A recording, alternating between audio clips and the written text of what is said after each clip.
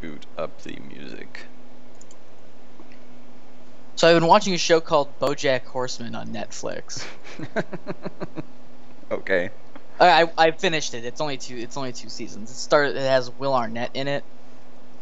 And I think I'm sure there's other. I mean, they have a lot of like famous guest appearances, but I think that's like the big marquee name. It's about a '80s sitcom star who's washed up and an alcoholic and just generally not a well adapted person. Mm-hmm. But he's an anthropomorphic horse. Yeah. See, I think I've heard of it, but I really don't know anything about it. It was really good. The first episode didn't really catch me. Mm-hmm. But I usually watch 2 or 3 episodes of a series before I make any final judgment. And the second and the third episode were a lot better. The second season was a lot better. It was really amazing. It's kind of dark humor, so if you're not a fan of dark humor, then it's probably not something to sit down and watch. But if you like really dark humor, then I would suggest it. Yeah, I mean, I tend to like dark humor most of the time, I would say. Yeah, I think you would appreciate it. There's no other way to put it. It's just really kind of dark. Hey, Doom. Oh, I forgot to boot up Steam. Whoops. We are doing the Musketeer today, I think. Yeah, I was just loading some stuff up here, trying to... I suddenly cannot seem to find the Elementalist I was working on before, because I was going to use that as a template, and I probably just misplaced it in the folder. Oh no, here we go, I found him. That's good. Yeah. I knew I wouldn't have lost him completely or anything. Musketeer.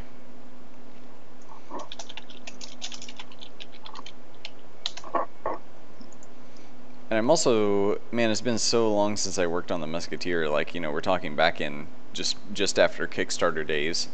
Mm-hmm.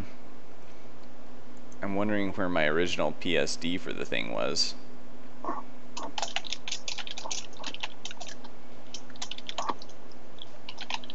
So I guess this is it. Yeah, so I think I just had this flat image, so that's what we're going to be working from. But it's the right res. I mean, that's basically what I did for everyone back then, was paint the flat, but we're going to have to start slicing her apart like we did for the Elementalist and others. Right. Hey, Pause, how's it going? Hey, how are you, Pause? So she seems a little undersized, like she's smaller than the Rogue, so I'm probably going to enlarge her a little bit and then make adjustments from there. Mm-hmm.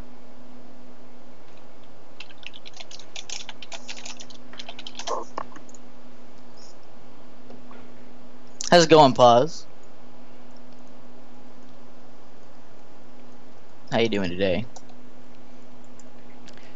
And I'm thinking, I'm trying to remember if I changed any parts of her costume, because, I worked on a couple of drawings like this, what's in the background here. I think I added that one braid for her, but we might do that in the back instead of in the front, because then there are just too many things going on in the front of the costume. But no, otherwise I think everything's pretty similar. I mean, I guess for some of the dynamic poses I removed these, the kind of stitches here. So I might reduce the number of those. Just do one stitch, almost like it's a belt buckle kind of thing. And then do we have the? I guess I do not have the bandolier in this version, so we might go ahead and add that. And then I gave her kind of more funky boots with these buckles, if you can see that in the corner of the screen. Of course, you can't really see those underneath this. So a couple changes. I think that's probably everything. Oh, I did add a belt here too, going over the costume, but I don't know if I'll do that or not for the in-game character, because it's just like a lot of visual information in that little space.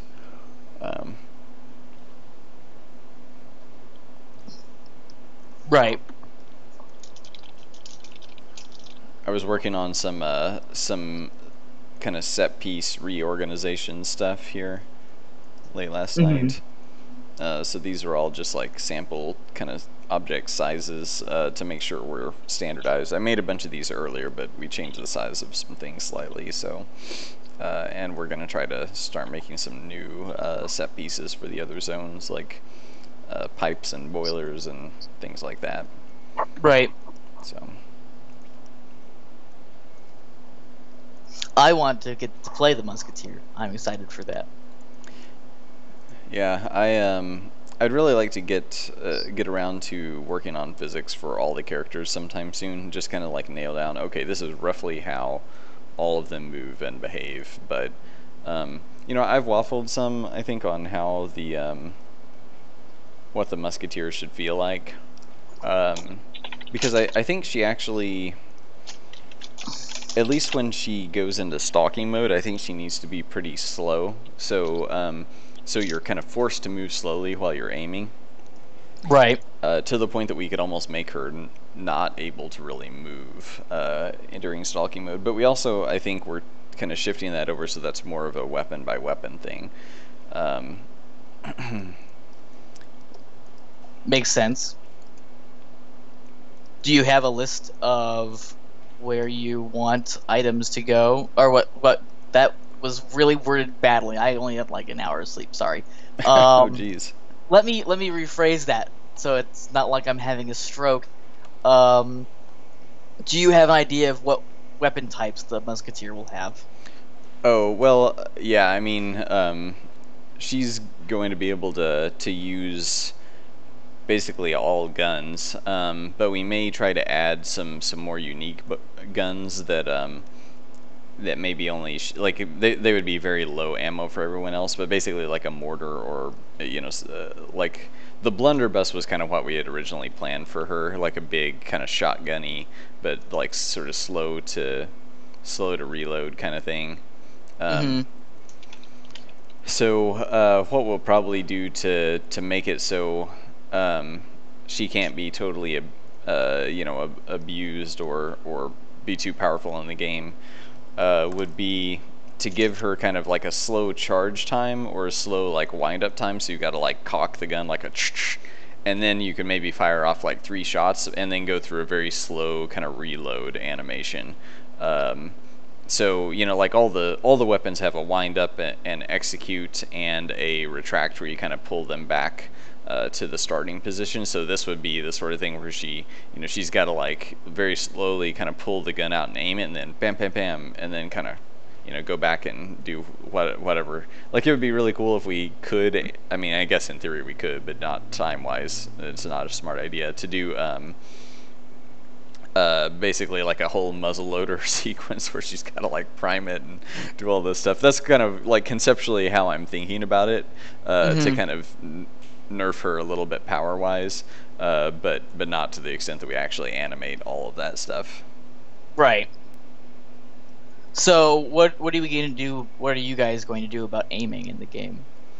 How's that? Um, well, it's actually working-ish now. I think it needs a couple more adjustments, but you can now mouse aim. So if you're charging your weapon, um, you can move the mouse or on controller use the right analog stick to aim in any direction. It's like totally free form. So you're not locked into to 45-degree increments anymore. But the downside is that you're a bit slow to turn, or at least that's the goal. That's the main thing that was hard to work on. Where like, think about it kind of like not quite this bad, but think about it kind of like Resident Evil tank controls. Like when you go into aiming mode, you've got to like kind of like swing. So you've got to be facing in the right direction more or less to begin with, or it'll take you too long to kind of whip around. So you can't like totally 180 while you're in aiming mode on a dime or anything.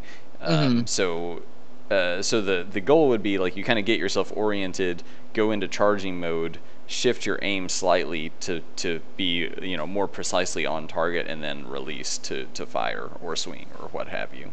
So it's basically free aim. Yes, but with a speed limitation for adjustment of that aim. So how is that going to impact puzzles? Which kind of puzzles? Like if Well, you're I would shooting have, it.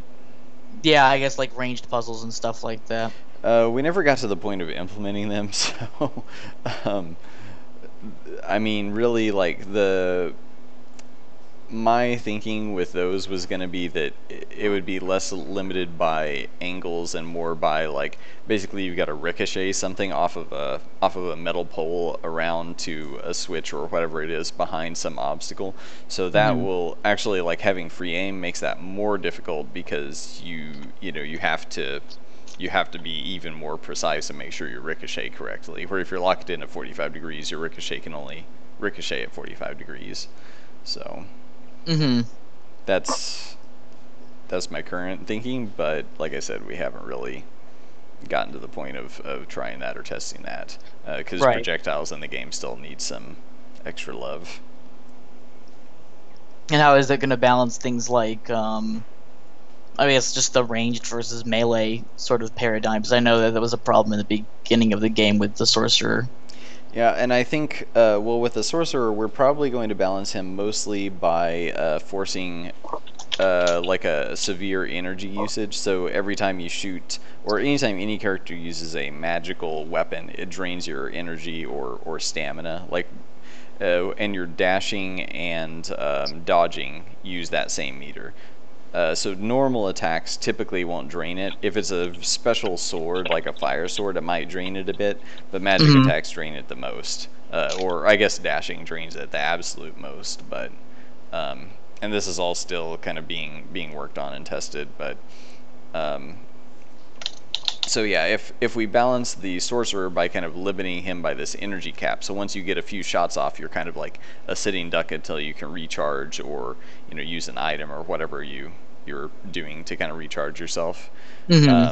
It will replenish automatically, but that process will be somewhat slow, especially if you're kind of right in the middle of combat. So the sorcerer may have to switch to melee, which he kind of sucks at, especially since his movement is so weird. It's hard to maneuver in melee. So basically, it forces you to like get your shots off right away and be very precise with them. For him, that would be my goal.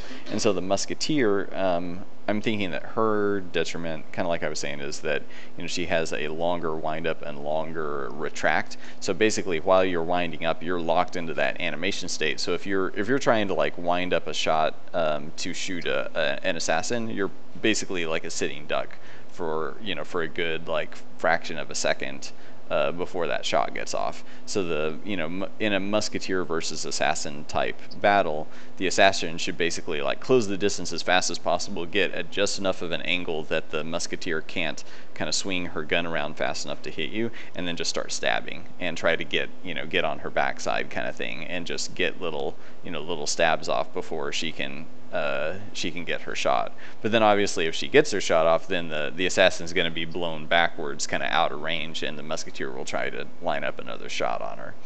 Um, Right. so that's my me imagining how a battle would play out. We'll see if we can achieve that, but Hmm. And you guys are still going to keep the sorcerer being slow and I yeah. guess slidey. Mm-hmm. Yeah, we may modify the slidiness, like to what degree any or all characters are slidey.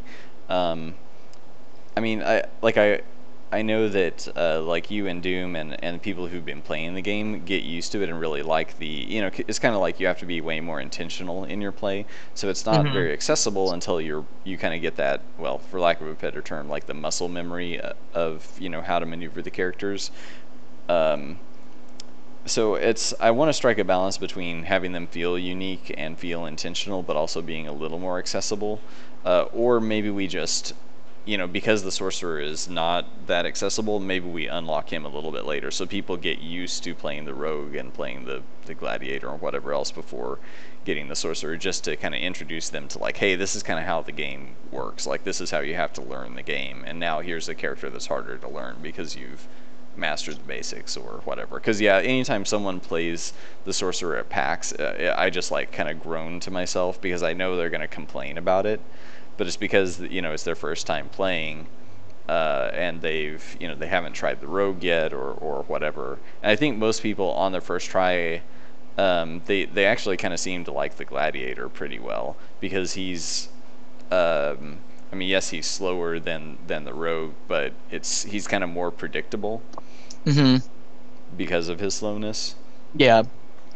I mean, I think, I mean, while it's a good sounding board, and this is just personal opinion, but I'm not exactly certain that, um, and when I say that, the I guess the hammer's gonna drop, but I don't think 20 minutes on a demo is really a good enough amount of time Yeah. for people to form a coherent feeling about the game. Like, yeah, Mm-hmm. knee jerk react, or not, I shouldn't say knee jerk because that's rude. Um, without getting a chance to play the game in the full concept of how things work, I think it's really reactionary to say, oh well, this slidey character sucks because he's hard to control, Mm-hmm. and I shouldn't have to learn a new character while I'm doing a demo, and that's actually true. I mean, I think Yeah, it and was. maybe we just need to lock the sorcerer out of the demos. Like, even if he's accessible right away in the game, maybe we just, yeah, Yeah, maybe that's not the right thing to show at PAX or what have you. is I mean, like you said, when people actually like have time with the game, the sorcerer becomes, people are like, oh, I see what you're doing here. And I mean, yeah, we have a lot of you guys have a lot of classes, so it's gonna be difficult to make all of them unique, Mm-hmm. especially with movement. But making them all the same isn't, I guess, a way to balance that. And I Yeah. mean, yeah, I'm a little biased toward the sorcerer because I do like that kind of more methodical control. I would even say that some of his, I almost said wands, but it's not really going to use wands anymore. But some of his vials should do kickback and knockback, so that Mm-hmm. he actually starts sliding around a little bit more.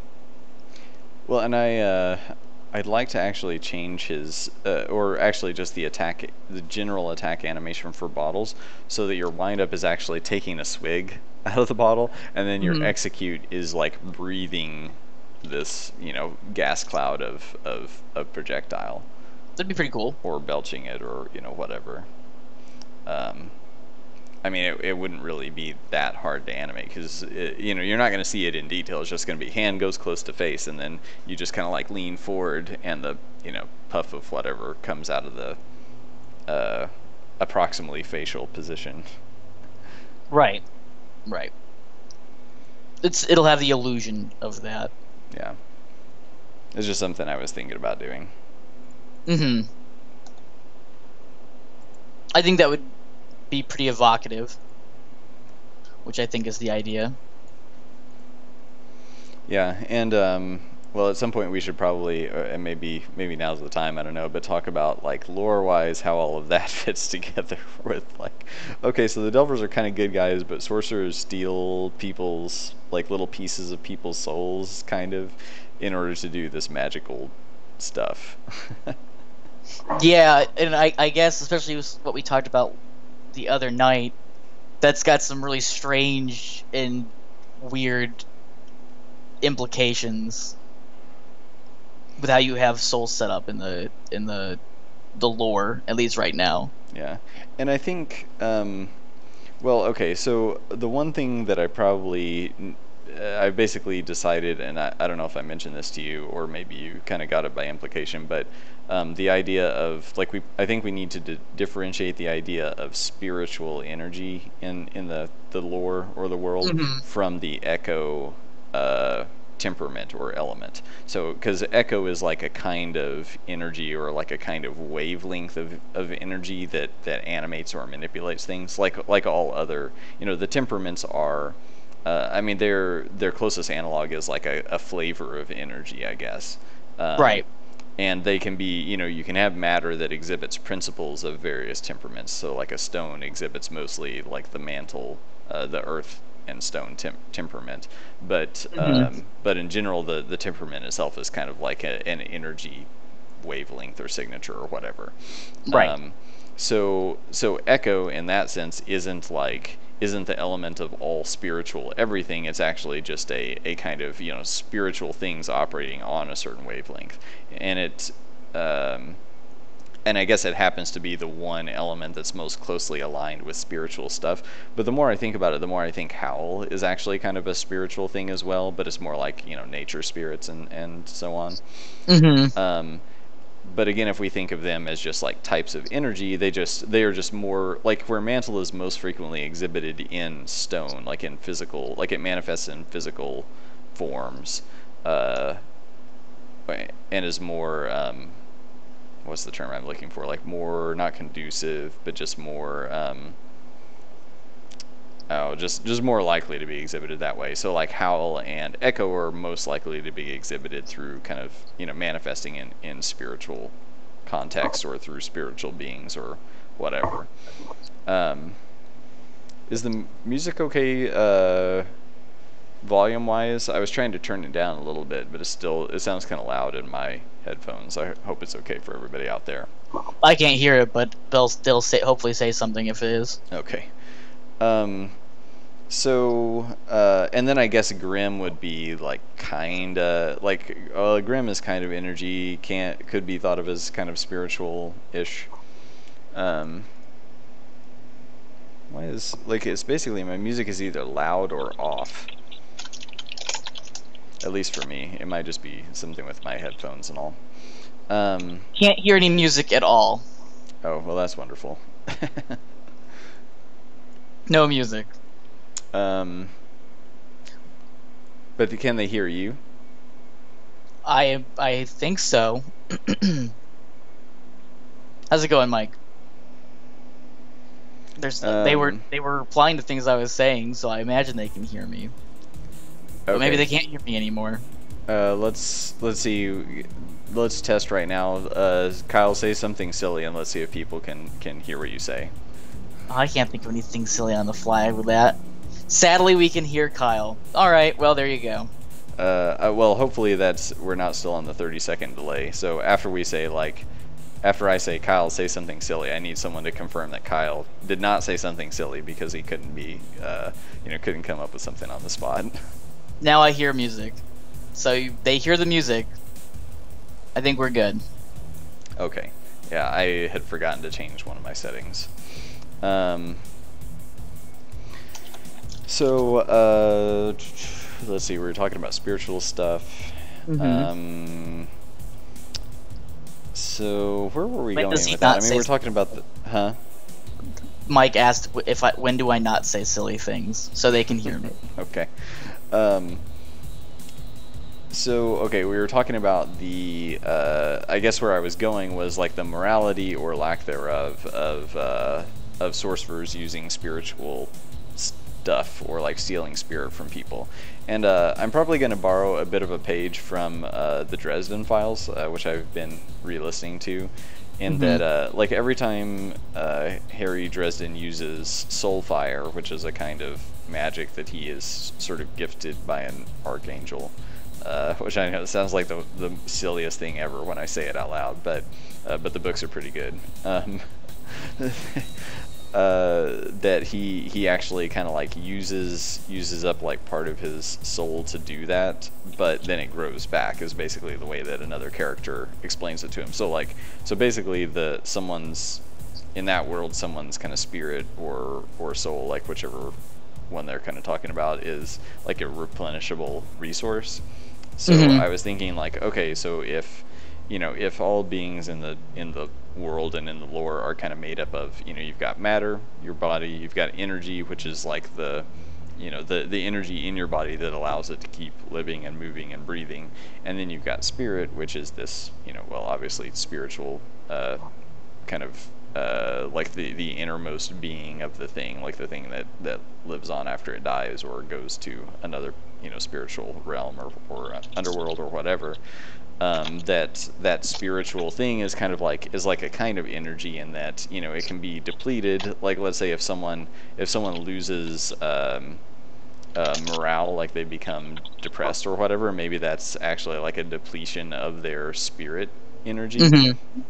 And so And so, like, sorcerers could, you know, this is probably not considered to be a good practice, but it's, you know, it's not, like, they're not doing permanent ill to someone if they suck some of their spirit out. Like, let's say they could, you know, they could drain an enemy's morale to make them fight worse or whatever, you know, something along those lines, and then kind of repurpose that spiritual energy to then shoot a projectile at something else. And that projectile would maybe drain morale from whatever it hits while also doing some damage. Or maybe it also drains some of their stamina energy or something too. You know, it has kind of, it might also have some kind of physical ramification.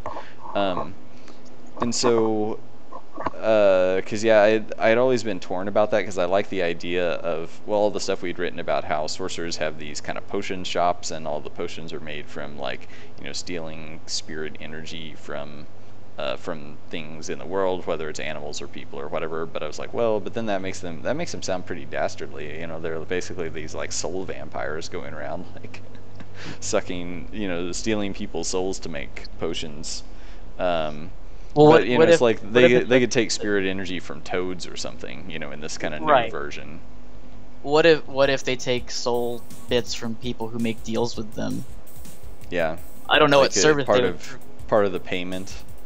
Yeah, like, hey, so you guys want us to go and knock over this building, but what do we get out of it? Oh, well, you get some money and influence, right? But we want your soul. Yeah. Or maybe, you know, maybe they even like pay people to basically be their, I don't know what you call them, like, soul donators. Yeah, I mean, it's kind of like people who donate plasma or donate blood or whatever. And, you know, maybe some of these potions are like, okay, if someone in the world is like really depressed or has like a, you know, like a mental ailment or something, which is actually like the end result of their spirit being depleted, they could go to a sorcerer and be like, hey, like I have this problem, I've been depressed forever, like, can you prescribe something? And they're like, well, like, we had these people who donated soul plasma, so we'll give you a little injection since you're running low, you know, something like that. I mean, I kind of like that, because then it almost makes them seem sort of like, you know, sort of like a necessary part of society, even though there could be like a shady side to it. You know, it's like, oh, well, here's a potion to make you look more beautiful to people or whatever. Like, you know, that's a little more on the not as moral side of things, I suppose. Right. Mike says he'd sell his soul if he was thirsty enough and the potion was tasty.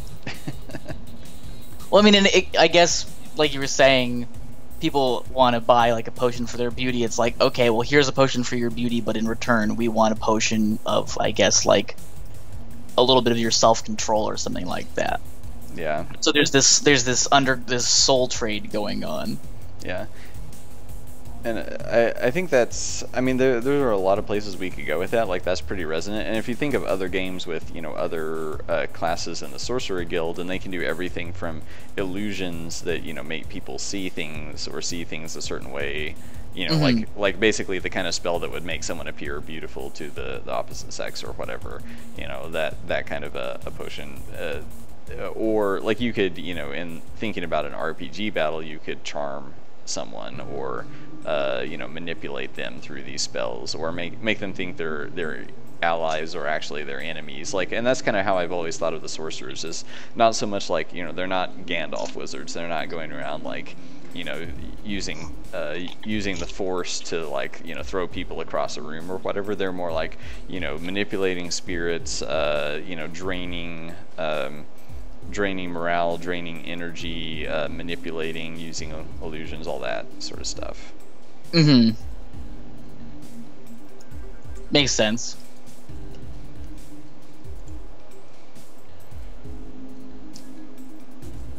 Doom asks if you could siphon from these spiritual states, why would you bother to learn to fly? I'm not sure I really understand. Like, well, I mean, I think the flying thing, or like the sorcerer floating, I guess is what he's referring to. I didn't really have like a lore reason for that. I mean, I think it would just be that they're so like charged up on spiritual juice that, you know, it gives them this, you know, minor floating ability. You know, it's kind of like, you know, if you're, well, let's just say you're high on drugs, you would feel like you're floating. But this is like, you know, if you're high on spirit juice, then you're actually floating a little bit. Just not enough to like actually, like, so maybe the most powerful sorcerers can use it to actually, like, you know, Superman fly for short periods of time. But in general, they just kind of float around. I mean, I guess I was thinking of them kind of as like a Alice in Wonderland. Like, I forget if it's like the Cheshire Cat, I guess, kind of like floats and appears and disappears, and is sort of this weird nebulous, like, basically they would be Cheshire Cat-ish. If that helps anyone kind of picture what's going on, I guess. I think so. I think that's pretty good. Just flying and stuff. But yeah, I mean, it sounds like a good concept. I'm sure more work will be done. So, what about the Musketeer? What's her role, since we're working on her?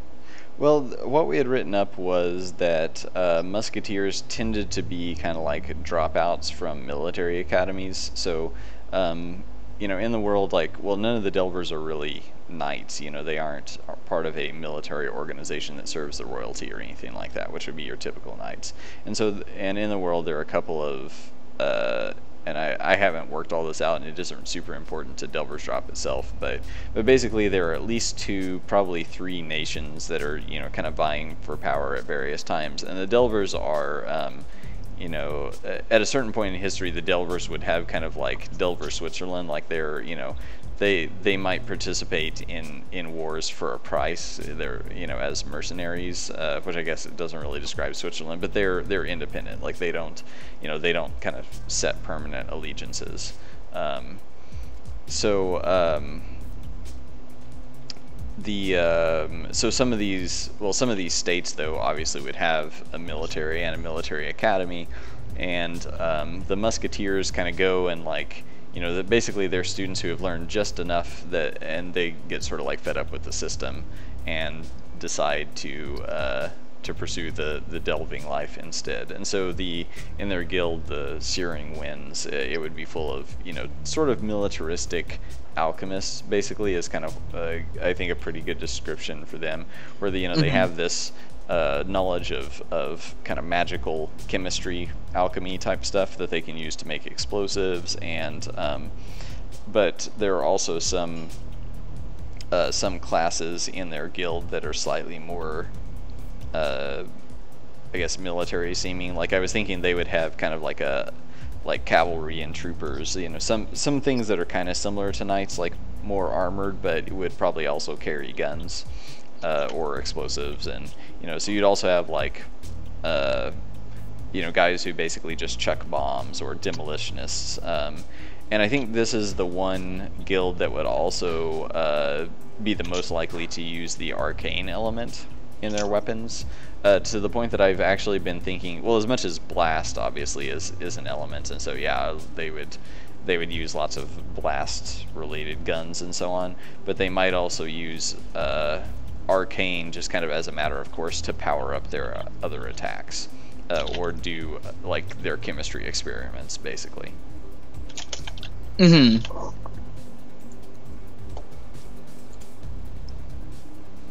Doom likes the idea of a military dropout. So, I guess, is there anything that kind of ties that into her character on the paper doll? Sorry, what do you mean by paper doll? Just the character. Oh, like the one I'm drawing right now? Yeah, I mean, I kind of wanted her to seem sort of like, you know, like an old school military uniform from like American Revolution or French Revolution, kind of Civil War time period, you know, somewhere in there, where they have like a, you know, a very specific outfit with a collar and all this. But I also, I started adding some little features, partly to make her look a little more feminine, but also I was kind of like channeling, in my mind I was thinking like, if Annie Oakley was in the military, like that's kind of what I thought. And I think I drew her and then searched for pictures of Annie Oakley and was like, yeah, I think I nailed that one, like sort of in reverse order, I suppose. But But yeah, I was pretty when we were working on this and working with well, the guy who decided it was our high level backer who got to kind of pick the class he wanted us to add.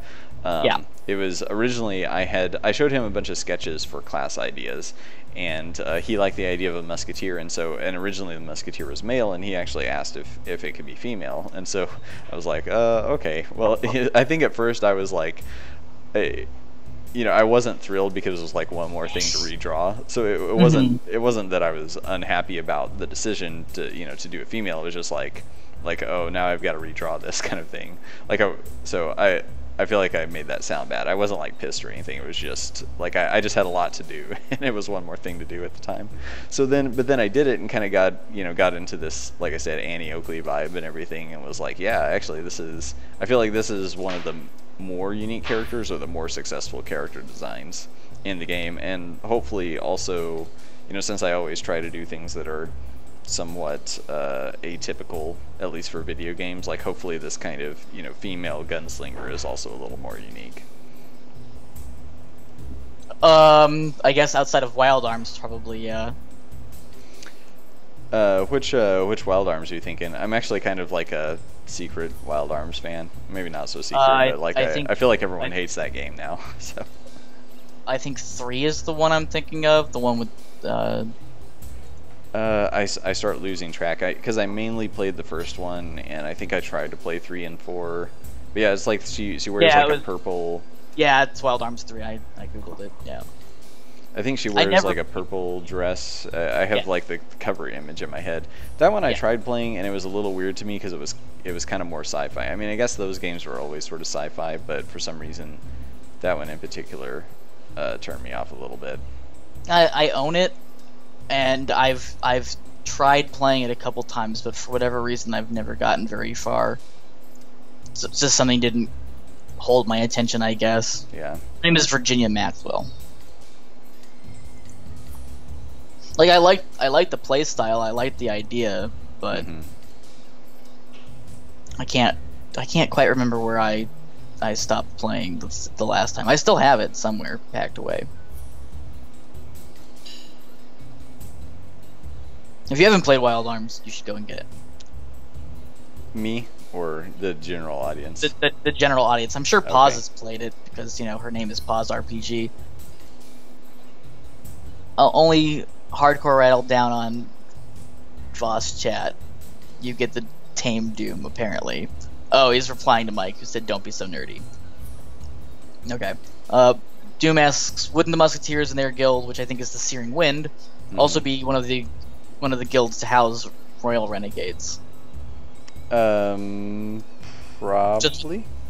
Just with their connection. I'd imagine. I forget the name of the Sorcerers Guild. It's the Spirit Seekers, I think. Yeah, that was the one I struggled the most with their name. It was like the Pale Whispers, the Shade Whispers, the Whispers in the Shadows. I don't know. It's like they all sounded really dumb, and I think it probably either the Pale Whispers or the Shade Whispers was the one I was leaning the most toward.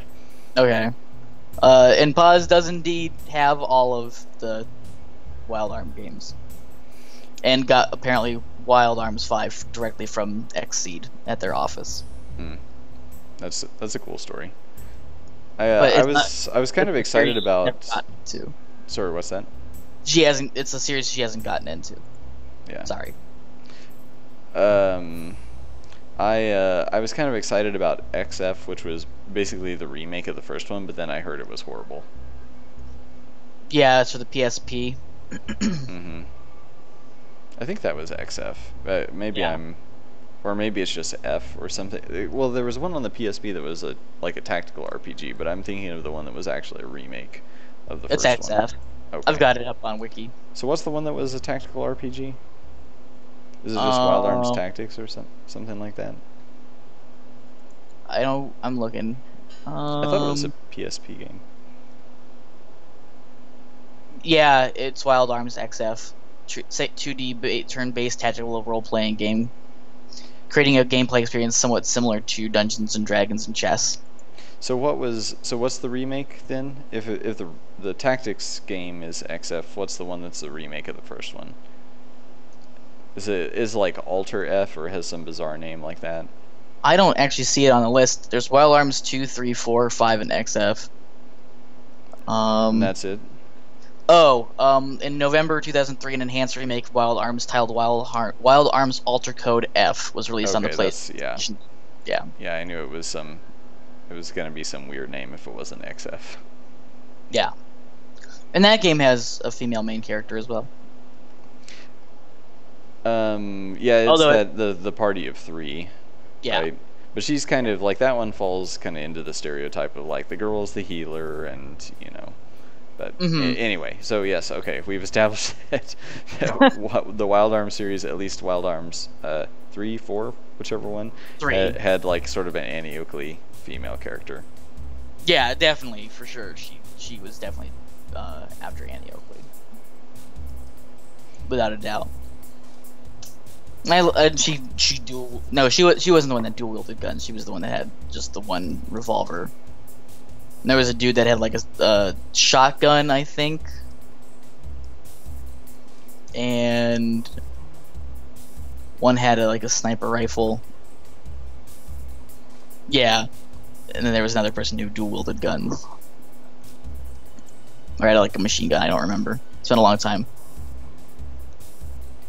Paz says that Atlas adores her for being a huge Jack Frost fan. She has a tattoo of it. Oh, that's right. That's from Persona, and I guess Shin Megami Tensei and all that. Yeah. And Devil Survivor and all those things. Big fan of the Persona series. If anyone hasn't played it and is looking for an RPG to play, I would highly recommend SMT Strange Journey, which is on the DS, but you can play on a 3DS. What's it called? It's Strange Journey, Shin Megami Tensei Strange Journey. Oh, okay, yeah. It's a little bit more. It's got kind of a more mature vibe than the Persona games. It's basically set on like, well, it's kind of. I think it borrows a couple pages from Evangelion and has like basically like demons appearing in Antarctica and you've got to go fight them, that sort of thing. So you're basically like running around maps that look like they're out of Doom, except you're on Antarctica in some kind of big spear vacuum thing. Would you say the Persona series isn't mature? I mean, I think it has some mature themes, but it also has more lighthearted elements. Whereas Strange Journey is like straight, like there's almost no humor, or at least like not. Yeah, I think there are some humorous bits with like weird things that the demons say and all of that, but in general, it's like you're not doing like dating sim type stuff. Right. Okay. Which the Persona games kind of, they trend toward like that poppy like Tokyo kind of, like we're gonna have social connections and like make friends. Well, yeah, but I mean, at least in 4, like a little girl almost dies from like mind rape and shit. Yeah, that's fun, Quaddy. So I mean, there is some lighthearted aspects definitely to the Persona series, but I think overall the story is rather.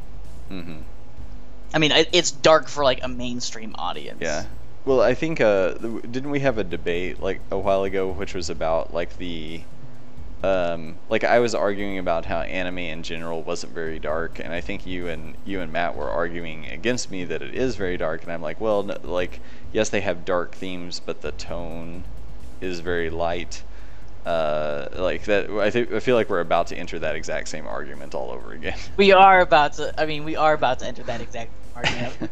we did have that I wouldn't say it was an argument, it was a discussion.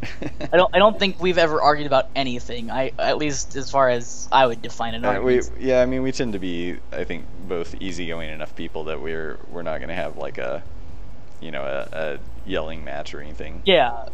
I mean, the thing I think my point was that. Oh no, we're about to recap it. No, I mean a little bit. My point was anime is really a broad term. It's like saying all cartoons are one exact way, or all comic books are one exact way. When we obviously know that's not the case.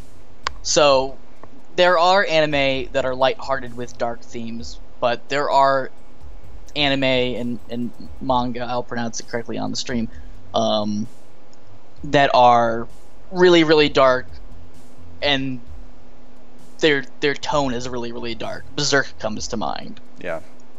And if you haven't read Berserk, this is to the chaps. I don't think that you have, Baker. Do you know what Berserk is? Yeah, I mostly know about it from the Bonfireside Chat podcast. Like, well, I had seen the comic like in stores, and so I knew of it for basically forever. But I don't know if I'd ever even really flipped through it. But I know roughly how the story goes based on them talking about it in Bonfireside Chat and it being Right. a So, Dark Souls, Demon Souls inspiration. yes, definitely, without a doubt, it is. That's a series, an anime. It was animated, but it's mostly a manga. That its tone is dark. Its themes are dark. It's just dark. Yeah. There's no, like, there. I mean, there's you can have humor and still not be lighthearted.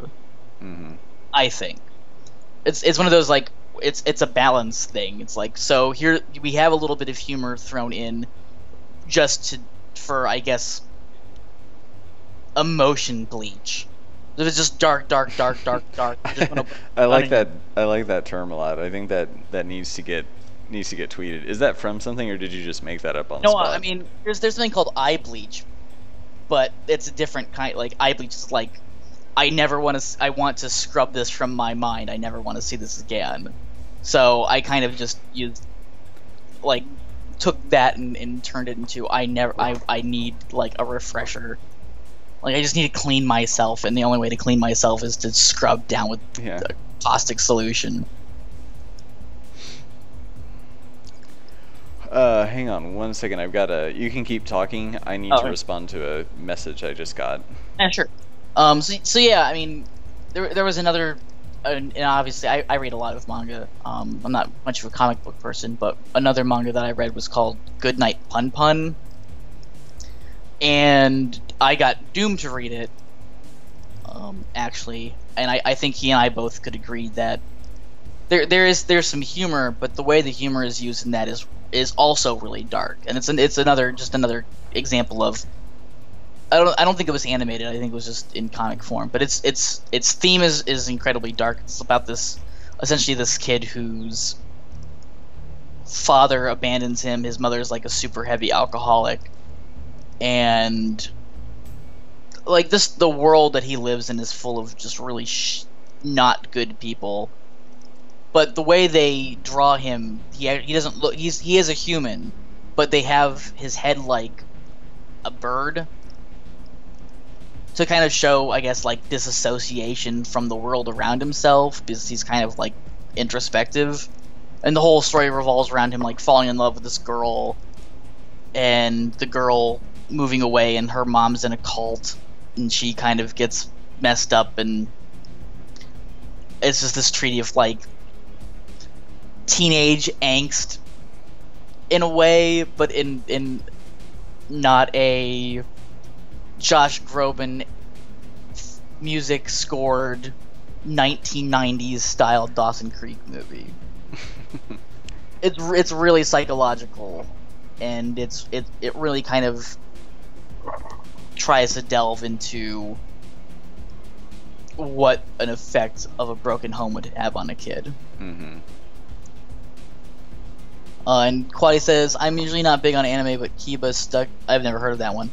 Struck me as an interesting because it has an almost Salvador Dali-like look to the world, but beyond the first 2 episodes, it quickly gets pretty heavy on themes of identity and memories. Yeah, I've never heard of Kiba. And totally being a nerd here on chat. And yeah, Doom, I don't know, I wouldn't say Pun Pun's necessarily a good character, good person. Doom says Pun Pun revolves around a nice guy and living in a shitty situation. It's one of his favorites. I have been like, I guess I've just been kind of out of the anime loop for a really long time now too. So go ahead. Oh, well, I'm kind of, I wonder if anyone has any opinions about the Evangelion reboot. Like, I was even unclear on like what all actually got remade. Like, did they reanimate the whole thing? Like, is it a total just a total remake of the series, or does anyone know? Do you know, Kyle? They've rebooted it like 5 or 6 times. Are you asking? Do I know what the actual story of Evangelion is? No, like the I mean, I think it was literally called like Reboot or Rebirth or whatever, that was made like sometime in the last 5 years, and it was re-released on Blu-ray and all this stuff. Was that like a total, like, did they reanimate everything, or does it use old footage and recut it together? And I don't know. They, like I said, they've remastered it and they've rebooted it a couple times, and I'm pretty sure one of them they just totally redrew it, but I don't know if the newest one was just remastered from cut footage or what. Yeah, because I wouldn't be super interested in watching it again if it was just just remade from the previous footage, because I would probably just watch the original in that case, but I would be kind of interested in seeing it again if it was totally reanimated. I have really strong opinions about Evangelion. Do you need to air them right now? No, I don't. You can. You're Oh, free okay. to. I didn't know if that was like. Do we No, really have to get that came into out. now? That kind of came now, out the wrong way, but I I mean, I don't want to go like totally like off into, you know. I think every time we start talking about anime, we all get like really opinionated for really. what. I don't know why that's our like. That's our kind of whipping post of a topic, but it's just, I think it's a cultural zeitgeist thing. Maybe we talk the same way about comics and stuff. yeah, I mean, I think we have more like of those weird opinionated discussions about anime than actually about games, which you would think it would be the other way around, but You would, but I think at least with you and I, we grew up in generally the same time period, played generally the same games, and at least between you and I think we both walked away from the games with similar opinions and thoughts. yeah. I'm sure we can find someone who disagrees with us. Yeah, I mean, especially on the internet, that shouldn't be too hard. Right. I mean, my main problem with Evangelion is, I guess what a lot of people have a problem with Tolkien, in that Evangelion is just, it's old, and it hasn't aged well. I understand that it really helped push anime into, I'll use the term again, cultural zeitgeist, in the US. It was one of the big anime that really made a splash over here, and it got people into, I guess, that style, kind of like Dragon Ball Z. But there's a portion of people who say, yeah, I really liked Evangelion. It was confusing as heck, but I still liked it. And then there's another portion of people who say, oh, I really liked Evangelion, and it really spoke to me, and it's really this deep philosophical thought process, and no one's ever thought about this stuff before. I mean, maybe that's true. Maybe the grand consensus of people generally don't think about that sort of stuff, but things about like liminality and the boundaries between people in more of a metaphysical sense, and the singularity and that sort of thing. Those were concepts that I was reading about and tackling in the 8th grade. Not to brag, it's just something that I've always been interested in. So when people are like, "Oh, well, Evangelion is really deep," it's really not. It's like high school age psychology. Well, yeah, I mean, like, I feel like most. Well, I was gonna probably make some overblown statement that everyone would want to argue with, but I think it's like, okay, so if you gave the elevator pitch for Evangelion, you're not gonna say it's like a philosophical masterpiece. You're gonna say it's about like kids running robots with a lot of angst. So, I think the like philosophical maturity of it, and just like the audience it was aimed. I mean, it's not like a philosophy paper, it's like it's like a philosophical mishmash of stuff uh, probably. I mean, well, the guy who kind of came up with it and everything didn't he go in the hospital somewhere in the process, like, 'cause he was, I don't know, like borderline suicidal or something. Maybe I'm making that up. I might be thinking of something totally different and superimposing that onto this. But are you still there? I think I lost Kyle.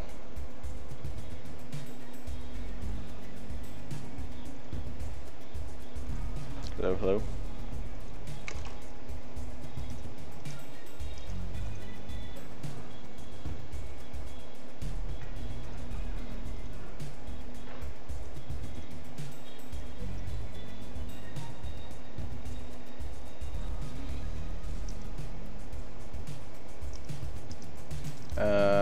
I don't know what's going on. Both of my mics seem to be working, but I totally lost Kyle. Maybe I will call him back. Are you there? Oh, something. I heard your mic for a split second, and then it went off. Do you think it could be something on your end? Because I don't think it's my software this time.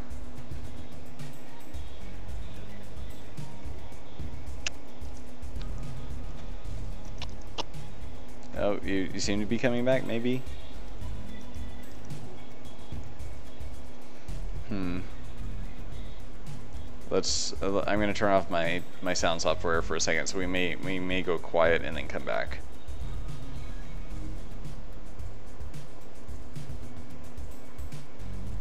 Okay, Kyle.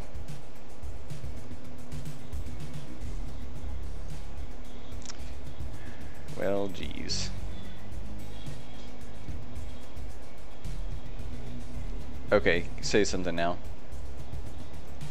Yeah, I can hear you now because I switched out of the that software. So it's Okay, yeah, I booted up Audacity. Okay, I think you're back though. Okay, yeah, I booted up Audacity to check my mic when that happens. Yeah, I think it might have been my software after all. The weird thing is everything else was working, and it showed that OBS was picking it up, so maybe it stopped routing it to my headphones. If people could confirm that they can still hear me and Kyle in the music, I would appreciate it.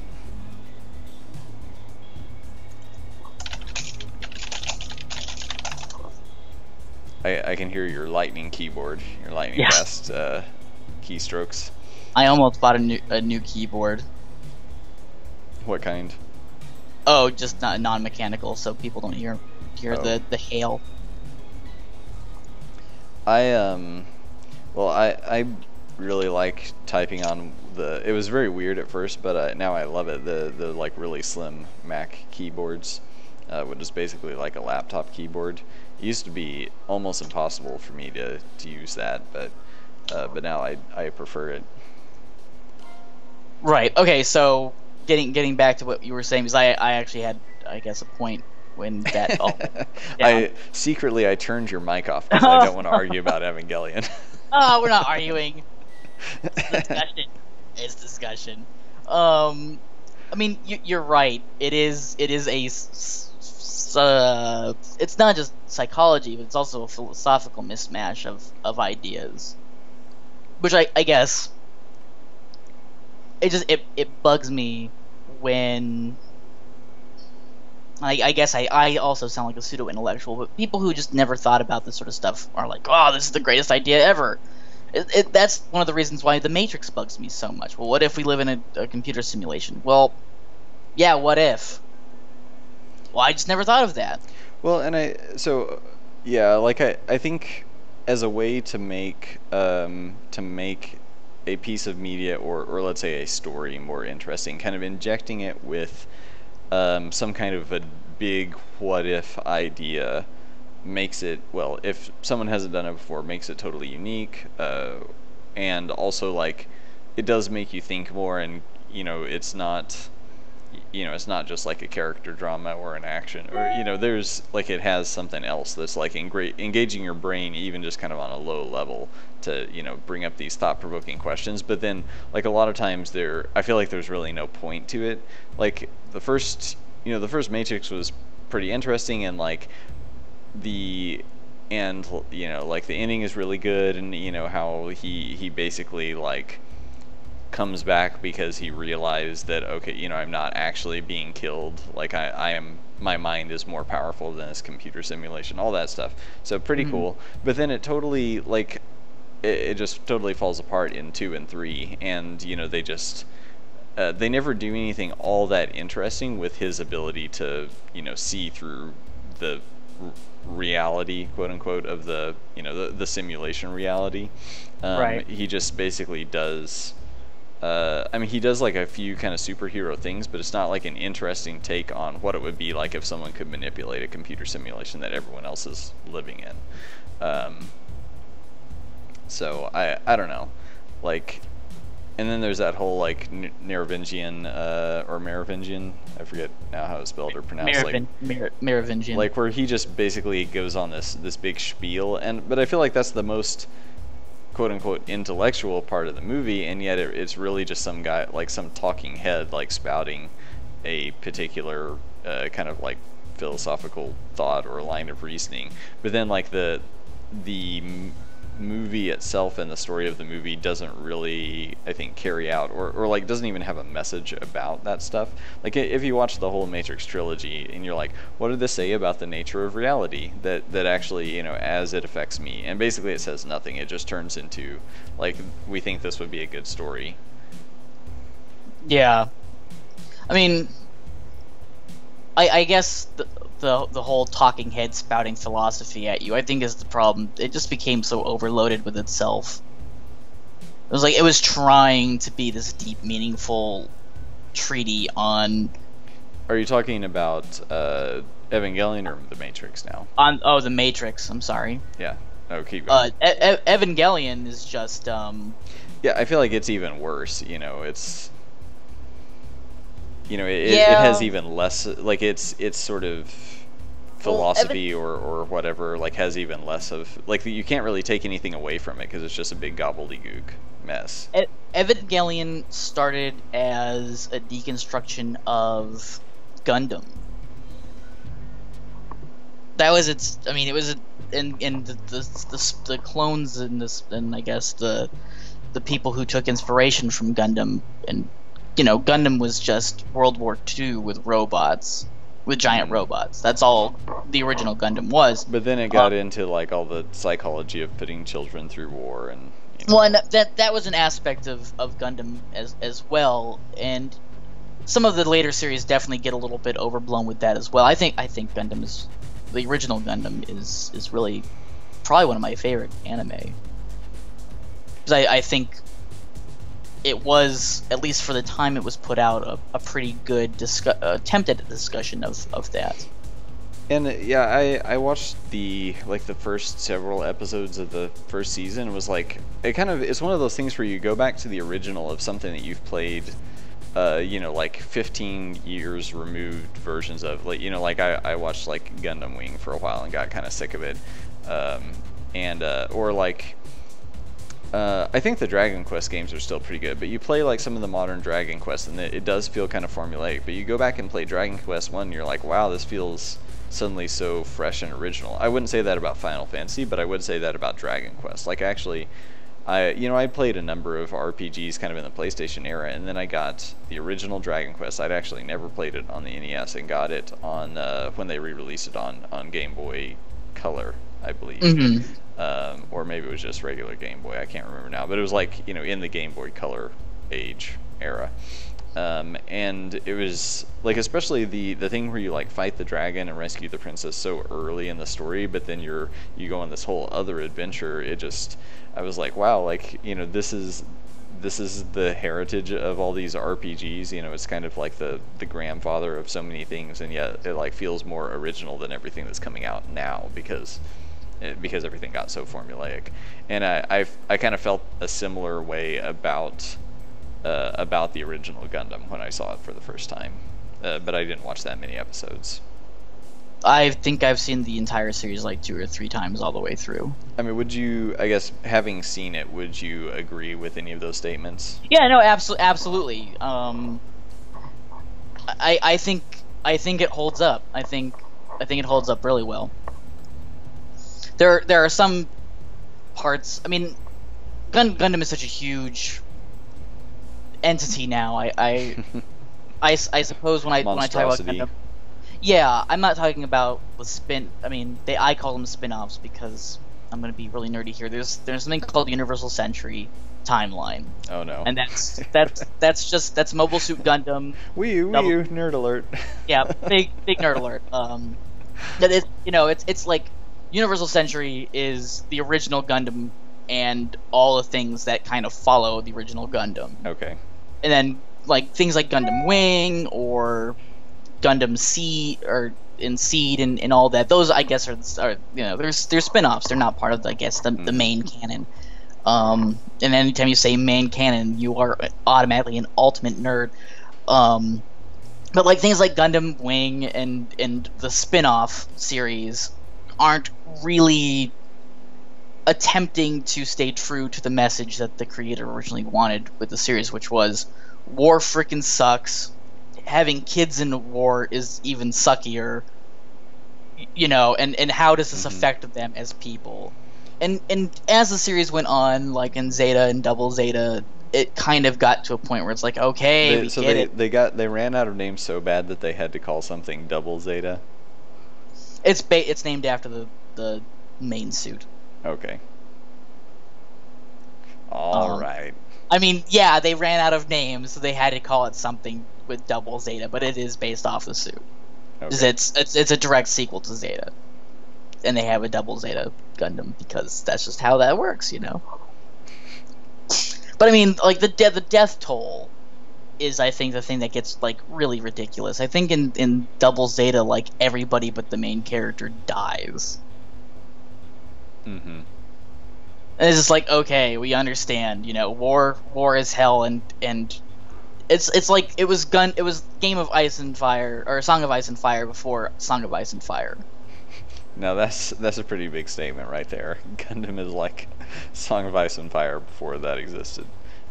Like I would be super intrigued if we discovered that George R.R. Martin was like, his biggest source of inspiration was Gundam. I don't know. I don't think that might not be true. He is a fan of anime. Oh really? I didn't know that. Yeah, he goes to conventions and stuff all the time. Interesting. And Quaddy says, but what about the philosophical significance? Oh, hey, Big Zom. Big Zom is one of the things from the original Gundam. So, what's that? He's just making a joke about, hey, we have this big significant philosophical thing we're talking about. Oh, crap, gigantic laser shooting machine that's flying around in space. Gundam, aka we can't come up with new stuff. Well, yeah, the first series aired in, what, 85? I think that's accurate. I think it aired when I was born. So it's 30 years old. Anything that gets to be 30 years old like that probably has some bloat when it's a media genre. I want to look that up because I'm pretty sure I'm correct.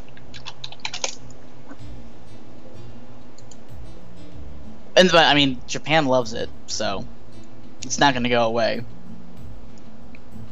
Oh no, I was incorrect. Apologies. The original one was 1979 to 1980. Oh, wow, that's even before I was born. Yeah. So I mean, when you think about it, the thing is really, I mean, the original series is really, really old. So it makes sense that it's bloated. I didn't think it was that old. I know Utsuri Yetsura stopped airing in 85. That's by the same person who did Inuyasha. That was her first work. Mm-hmm. Her name is Rumiko Takahashi. My brother was a big fan of her. I'm not a big fan. I like the look of the Zaku's. Oh, I used to do models for Gundam. I mean, they're somewhere. Who knows? But hey, back to Delver's Drop. Are people getting sick of the endless digressions? No, they haven't said anything. They might be, but they're being polite and not saying anything. So is that bit of the hat gonna flop when she moves? Yeah, I'm trying to simplify the hat a little bit, but yeah, like this piece will have like a little bit of flop. Trying to figure out like probably flop like this, but then it's going to be a two-piece, so well, two pieces to animate, so this whole thing could kind of flop up and down. Because it's, you know, the idea being that so she's a military academy dropout and, you know, doesn't have a lot of money, so she's still wearing her military uniform, possibly, or like, you know, the academy's uniform, but it's a little bit tattered. Right. So, yeah, military hobo, or hobo military, or something like that. Waddy asks what your stance on giant robots in Delver's Drop is, and I know what your stance is. And that's spoilery. There won't be Gundams. Okay, like so looking at when Hyper Light Drifter Oh, you said it now. Well, when the Kickstarter came out and the video came out and things like that, I was like, Hyper Light Drifter is doing a lot of things that I was thinking about or sort of wanting to do, but probably wasn't a good enough art director to achieve at that time, and probably still not now in a lot of ways. But it's also way more sci-fi than I want to be. But I do like the idea of trying to, like, I want to stay as much on the fantasy side of the fence as possible while injecting bits of sci. Like, I mean, I think growing up on Star Wars and that being sort of like probably equivalent to Lord of the Rings, like a big touchstone for me, just in terms of my what am I trying to say, like, you know, media that like in some way probably kind of altered my life and the way I think about things, or was just very like so formative in my youth that it's like just buried in my consciousness. Because, and I don't think I ever realized it when I was a kid, but I probably liked Star Wars, you know, more than Star Trek, because it's actually like a fantasy movie that happens to be set in a sci-fi universe. Yes. And it has it's an adventure story, where Star Trek is more like, you know, it's more of a military, or like an exploration story. It's kind of like, you know, we're on a ship trying to discover the new world. Like, you know, we might as well be Columbus, you know, or that era, or we might as well be in a submarine, or, you know, all these things. So it's a more like, it's not fantasy at all, like, in the least. I mean, there are probably episodes that dip into that a little bit, whereas like there's all of the sci-fi stuff in Star Wars is so tinged with fantasy. I mean, even like the you know, their warp drives and things like that. Like, there's nothing that seems scientific about it, really. Like, I guess there's enough that makes it believable, and probably the later, you know, like once they expanded the universe and did episode 1 and all that, they probably came up with reasons. But like, okay, so I feel like the worst thing they ever could have done is explain how people have the Force with midichlorians.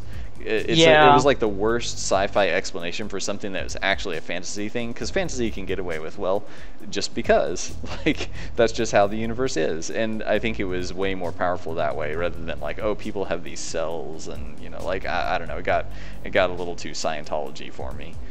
Well, I mean, even in the New Hope, the guy's like, oh, well, we don't need your old religion and superstitions. And I always felt in the original 3 movies, the whole concept of like all the Jedi being killed out wasn't necessarily just an aspect of, you know, this military coup. I felt it was actually like there's this gigantic. I mean, you know, the Empire has this great mechanical ability that can make not just doomsday weapons, but doom world weapons. I mean, they want to destroy planets. So I doubt it's this deep, but I always took away that it was this science versus religion sort of thing where. Well, yeah, I think that's probably what was originally intended, and then they just kind of lost sight of that. Like, wasn't it? I feel like I read somewhere that George Lucas, in sort of coming up with the idea for the movies and for the Force, he wanted. I might be totally wrong about this. Like, I might be thinking of some other piece of media, but I want to say that George Lucas wanted to instill some aspect of spirituality and like make people basically think about spirituality when he was working on the first movie. But you know, he didn't want that to be specific to a religion in the real world or whatever. And people had at times tried to get him to create like, you know, the Church of the Jedi or something, like some kind of like It exists. Well, but George Lucas didn't start it, right? No, Yeah, completely independent of him. Yeah, so I mean, someone tried to like talk him into starting a religion based on it, which I mean, no telling. Like, I'm glad he didn't, because I feel like that could have become like so diseased.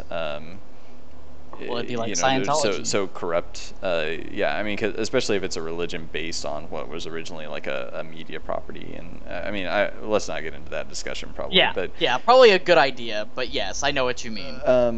but I think, yeah, very easily could have become like a corrupt money grabbing empire if they tried, if someone tried to take a popular media franchise and turn it into an actual religion, and so not only take people's money because they like the movies, but because that, you know, you have this kind of influence over them. Anyway, like would have a lot of opportunities for corruption. So anyway, I think this may not be a popular opinion, but I actually think that the Jedi are evil. oh, do we want to talk about that? Well, do you know what the code is? The Jedi code. I feel like it's probably something I've heard at some point, but There is no emotion, there is peace, there is no ignorance, there is knowledge, there is no passion, there is serenity, there is no chaos, there is harmony, there is no death, there is the Force. That's the code. Mm-hmm. And on the very principal beginning, there is no emotion. I would say anyone who attempts to abolish emotion is misguided at best. There is there's no passion, there's emotion. Denying your base instincts, I find to be inherently not good. Well, we could go into like a really maybe interesting, maybe divisive, maybe heated conversation of Sure. that. So maybe I don't know if we want to go there, but Probably, maybe not. I mean, I tend to be a the dark very Jedi- unemotional person. Like, my emotions are pretty deep, and I've kind of done a lot of thinking about, well, just what I believe about the role of emotion in life and spirituality and so on. But so it's something I'm interested in the topic. I don't know if we want to go there today, especially since it's already after 4. yeah. I mean, I'll say this: the Dark Jedi code's no better. I find both of them to be Sorry, what's that again? the Dark Jedi code. What's the Dark Jedi code? What's the difference? Peace is a lie, there is only passion. Through passion I gain strength, through strength I gain power, through power I gain victory. Through victory my chains are broken, the Force shall set me free. They're just so in one camp. There's no nuance. There's no. Yeah, I mean, I think the whole dividing line being about emotion is kind of a weird thing, but it is a very fantasy thing, I think. Oh no, absolutely. I think I was just making a comment like if they did make a religion based on it. Obviously, I don't think the Jedi, the actual quote religion Jedi unquote that exists in the world today is based off of that code. I think they're on some other, it's about harmony and peace, and I don't know if it's about suppressing the emotion. It's a very frou new age that I don't want to. If there are any Jedis listening, I don't want to diminish your religion. But but if you can, people actually, I don't know. Like, let's say there is an actual religion. Like, can they call themselves Jedi? Because I mean, Yeah. they don't have real lightsabers don't exist, and like actually being able to like force push things, I would venture to say probably doesn't exist. I mean, they call themselves Jedi. I don't know how they can when they don't have lightsabers, but they do. Yeah, it's just in my mind. It's like you gotta have one, or you can't call yourself a Jedi. There's like a gray Jedi. Yeah, there is a gray Jedi, but they just painted as hypocrisy. Yeah, and I'm not up on the lore, so I'm probably wrong about that. There's probably, you know, you probably just take an oath or something, and then you're considered a Jedi. But just in my like 6-year-old mind, it's like, no, Jedi have lightsabers. Yeah, and they should. Damn it, we should have lightsabers, not just Jedi. We should have lightsabers. I want a light sword. Yeah. Where's our flying cars? It's the year 2015. They said in the 1940s that we'd have flying cars in the year 2000. We don't have flying cars. We do almost have hoverboards though. Okay, so I'm gonna say something that this just popped into my mind, and I felt like this would be a really good and maybe weird, but I feel like nice thing to. I'm just gonna say it. So I think if there were a character who's basically like Odin, like the, you know, mythological Norse god Odin basically shows up in Star Wars, it would have made the series way stronger. Like I don't mean the guy has to be called Odin, but basically that character, you know. So Gandalf. I wouldn't say Gandalf and Odin are really the same person. I mean, there are some similarities. I would say that Tolkien based Gandalf on Odin. Maybe. Yeah, I could see that. But I mean, Odin also has this whole, like, you know, this dark side of like taking fallen warriors from the battlefield, and his, you know, retinue of Valkyries and so on, which is very non-Gandalfian. Oh well, yeah, absolutely, yeah. So I think I think the other aspects of like him putting out his own eye and hanging from a tree to gain wisdom and so on is Gandalfish. Yeah, the old there, you know, Odin has several types of characters in his mythology. One of them is like the old man dispensing wisdom, and that's, you know, the warrior god Odin is definitely not Gandalf. The weazened old man dispensing knowledge through parable is Gandalf, and yeah, is what I meant. Obviously, Odin's a complex topic because it's, you know, mythology and all that, but so yeah, Doom is chastising me on I can't complain about progress because I'm not an engineer. I can complain about anything I want. I may not have any basis for the complaint, because you're a human being on the internet. Yeah, I'm fully capable of complaining about whatever I want to complain about. I'm going to complain about not being able to complain about something now. But no, he said we almost don't have hoverboards. They're magnets repelling. That's not a hoverboard. I don't know what you define a hoverboard as, but if it's a board that hovers through whatever method, that's a hoverboard to me. So if you have a better classification of what a hoverboard is, sometimes I feel like you two are just like a married couple having an argument. Oh, we don't even need to get into arguments, but I mean, no, I mean, I'm serious. If it's hovering above the ground, it's a hoverboard. It may not be technically hovering by the laws of physics, but I don't care what the laws of physics say, because no one else is going to care what the laws of physics. A board that hovers, bullshit. Please define a hoverboard for me. What's a hoverboard then? I think, well, I would say maybe what is intended is like a hoverboard in the sense of Back to the Future 2. It's like saying spitting into a lighter is a flamethrower. No, a flamethrower is a weapon that brings fire from where you are to somewhere else without you having to move. That's a flamethrower. I want a technical definition of what a hoverboard is. If magnetism repelling a board isn't a hoverboard, then I want to know what a hoverboard is. Well, this is probably not going to be a fruitful argument, so. No, absolutely not.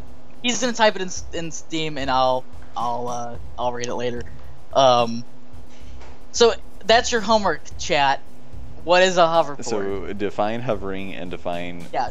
hover- Define a hovering hoverboard. and define And- what a board. Define board. Define hovering, and then give me a sound argument for why what we have currently is not a hoverboard. Because we have working levitation devices. I won't call them hoverboards. So speaking of hovering, how about that? How about that sorcerer? Yeah, about that sorcerer. How does he hover? I- Is it through magnetism?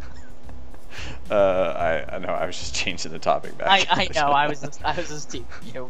It was a very obvious segue. Yeah. George Carlin has the best bit on flamethrowers. Yeah, I think I paraphrased it.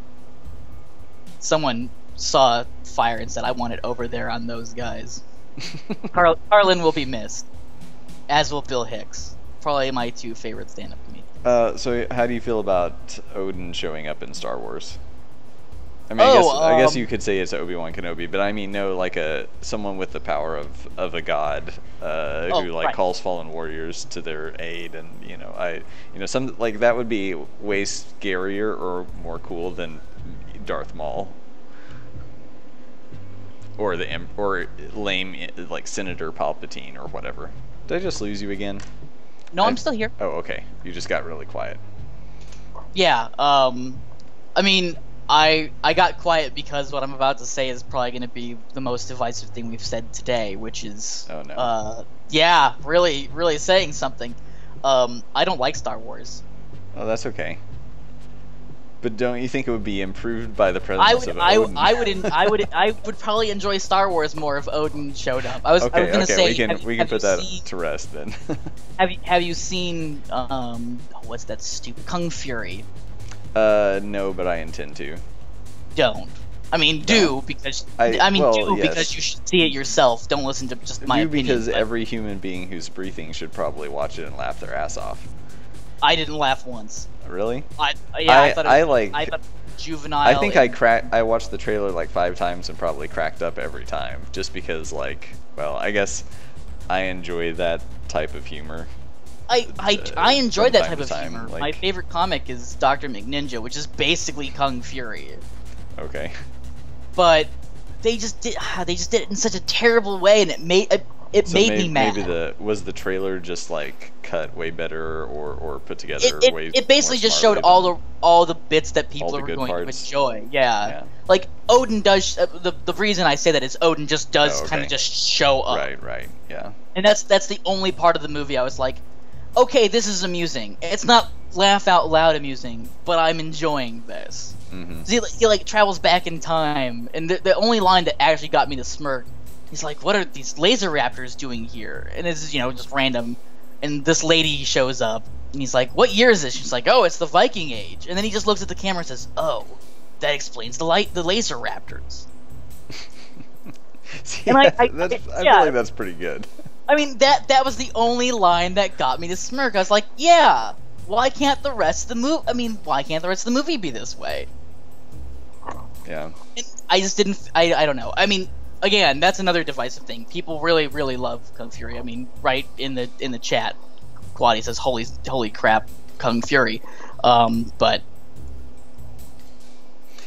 Oh, by the way, I'm gonna go see Ant-Man tonight, probably. Oh, good. That was I So I've completely turned my fiance Katie into a nerd of a very specific type. She is a Marvel movie nerd. She has never read a single Marvel comic, I don't think. But I said something about going to see Ant-Man, and I mean we saw the preview a while ago, and I think she was like, "Oh, that looks like it'll be good." But it somehow lodged in her brain, and I'm like, "Oh, do you want to go on a date tomorrow night?" She just finished a math class, so I'm like, "I'm gonna take you out and reward you for getting through math," because she hates it. So I was like, "So what do you want to do tomorrow? On Friday night?" And she's like, "I really want to go see Ant-Man. I can't stop thinking about it." And I'm like, "Yes, you are now like officially a nerd." yeah, I liked Ant-Man. The only complaint I have about Ant-Man was the main villain was kind of. Yeah, from seeing the previews, I was kind of like, okay, it looks like just another dude with the same powers. I kind of hate when that's how. I mean, I guess it's kind of the Spider-Man and and Venom thing. It's like, oh, we need to make an evil version of the of the main character.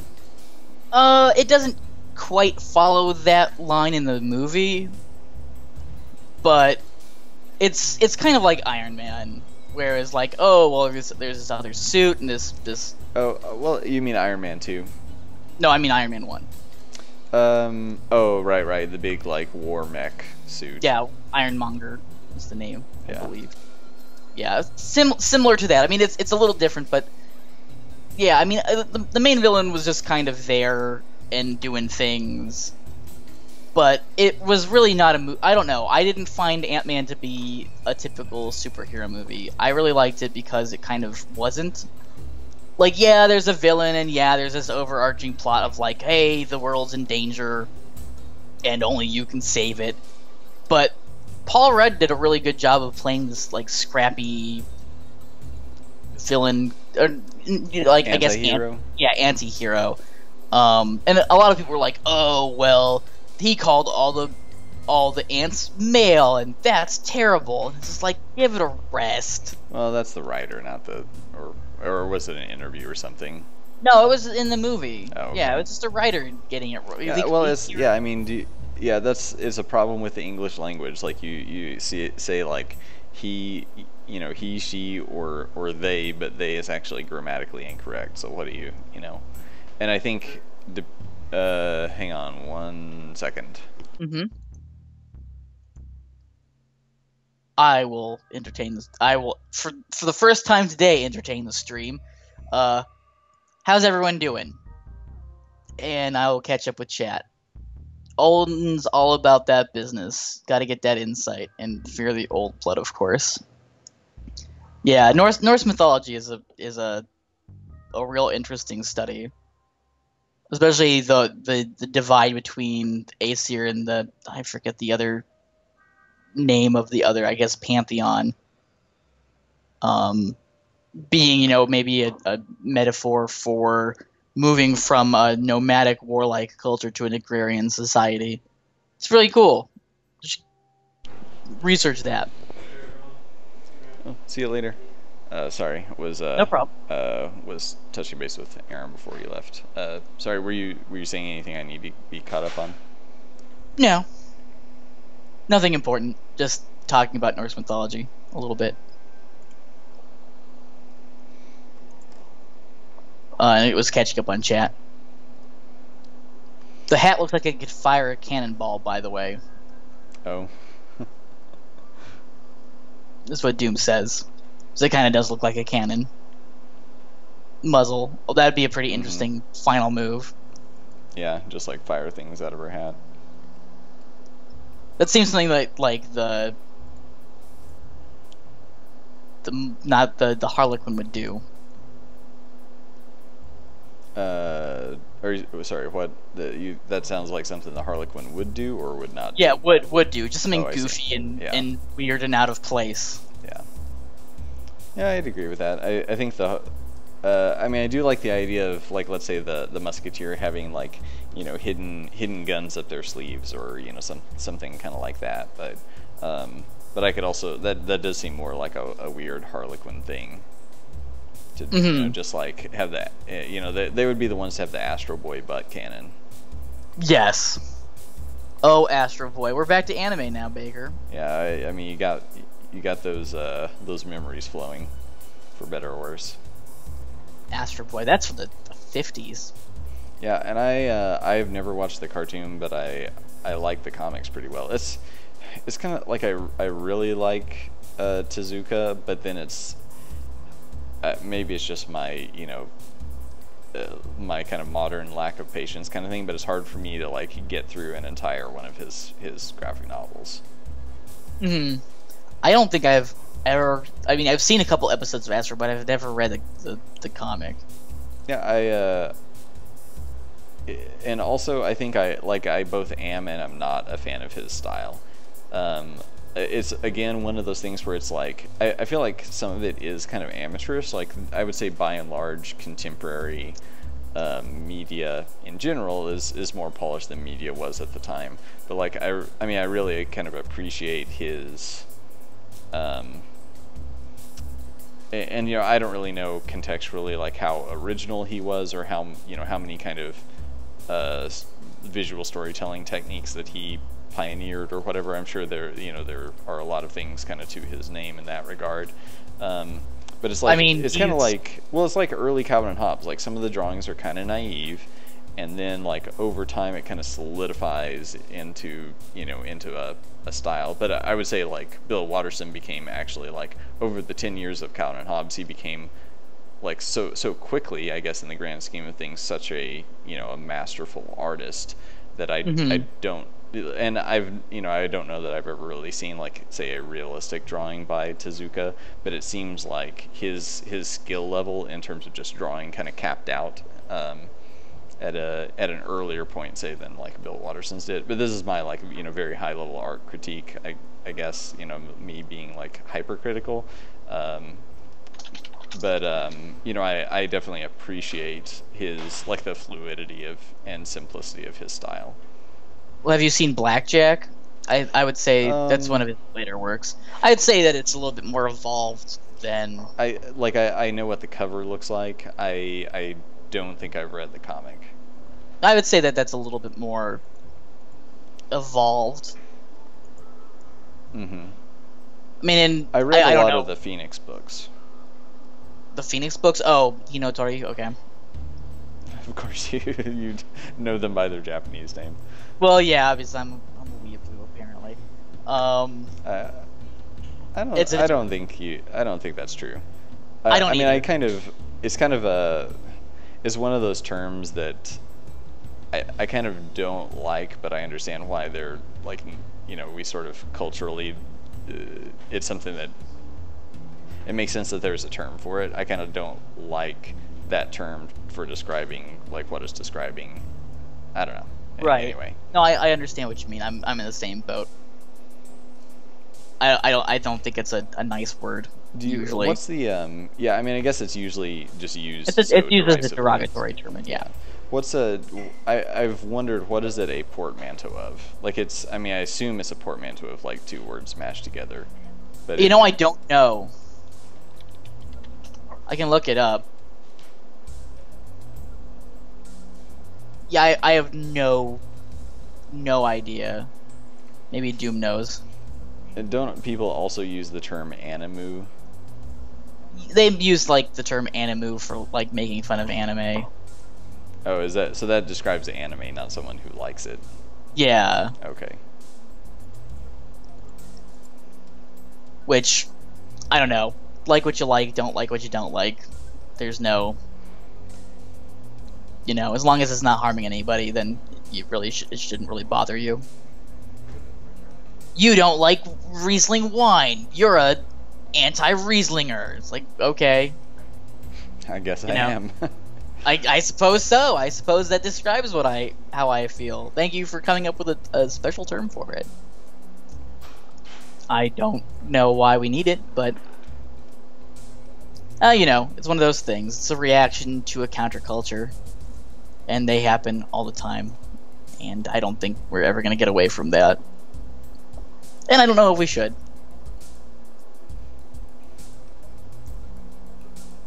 Yeah, I mean, I think all kind of subcultures need some kind of reins. It's just bad when those reins take the form of, like, people kind of making fun of or bullying other people. Because, I mean, I think they're, like, and here's, I mean, how to put this, like, I mean, I think there are people that, that any kind of media obsesses their, or kind of, like, absorbs their life so much that, I think it is or can be a negative thing. But yeah, when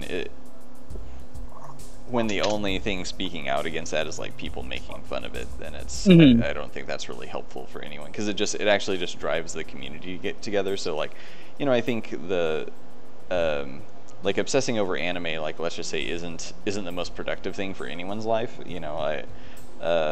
or media or video games or whatever. It's like, you've got to have something outside of that. But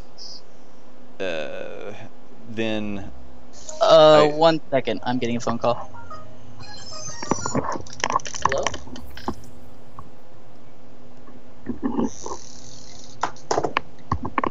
Attention, this is not a sales call. Nope, don't want that.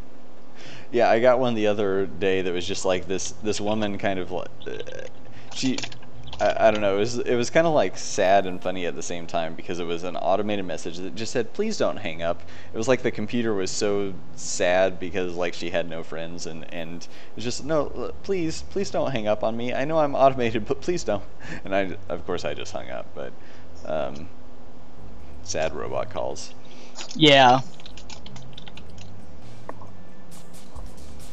I don't know. I get them all the freaking time. I've been getting more and more, especially because I put my phone number as like the registrar for some stuff for our business and the website and this and that, and so I feel like my like junk calls just increased exponentially over the last 6 months or so. Did I lose you again? I think we lost Kyle again.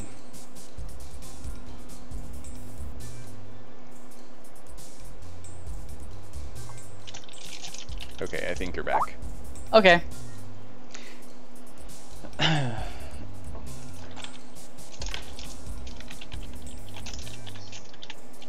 One second.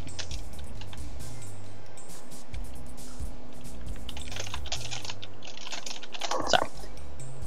And we probably need to start sort of angling toward completion because I'm getting the fiance texts right now like, hey, what time are you gonna be home? I'm like, when I'm done with the live stream. Well, what time is that gonna be?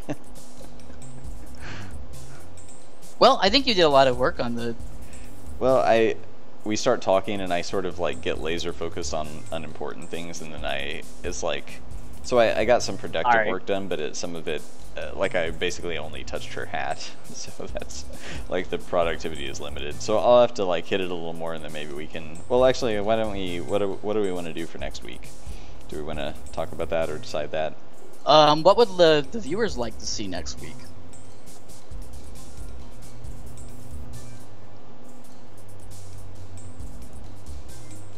That's a good question. What's that? I said, what do the viewers want to see? Oh, I thought you meant someone in chat asked the question. No.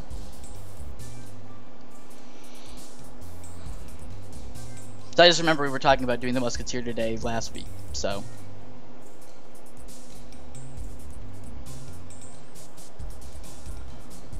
I mean, my vote is whatever you're feeling up to, but that may not necessarily be conducive to like long-term work. Yeah, I mean, I would probably say like I'm feeling up to taking a nap, but right, exactly. I really enjoy doing the live streams. Sometimes like doing a live stream every week just feels it's like a little tiring, I guess. Mm-hmm. We gotta rotate you out. Yeah, we need to start. But I'm trying to keep the programmers like super focused and just like, you know, not so zero distractions. Like I tried to not even. I'm getting to the point I try not to talk to people sometimes so that they can keep working. Which there are probably people in the office who are like, I wish you'd not talk to me too. I'm sure they don't feel that way. Well, give us Nathan 1 week. Yeah. Actually, he and Blod were working on some kind of top secret-y, spoilery things a little bit here and there, but I also had him helping on well, I guess it'd be okay to say this, but the potential move, we're still kind of making sure it makes sense and doesn't break everything, but the potential move of the game's grid size from 60 pixels to 72, so that means certain things are going to get sized up and certain things sized down. The characters will stay the same, but the fixed indestructible walls will become slightly bigger, and well, just they're honest. It basically a 20% grid size increase. So the main goal was like when people are running around maps, if there's a narrow kind of passageway or something you have to dart between, I felt like it was actually too difficult to to get around those corners without kind of clipping your character onto the corner of a wall or something like that, and just getting, you know, like you're running fast, you turn a corner, and you just get stuck for a moment. And we had already changed the character's collision to make it octagonal, so that hopefully the angular part of the character's collision box would kind of slide over those corners. But I feel like even that wasn't completely successful.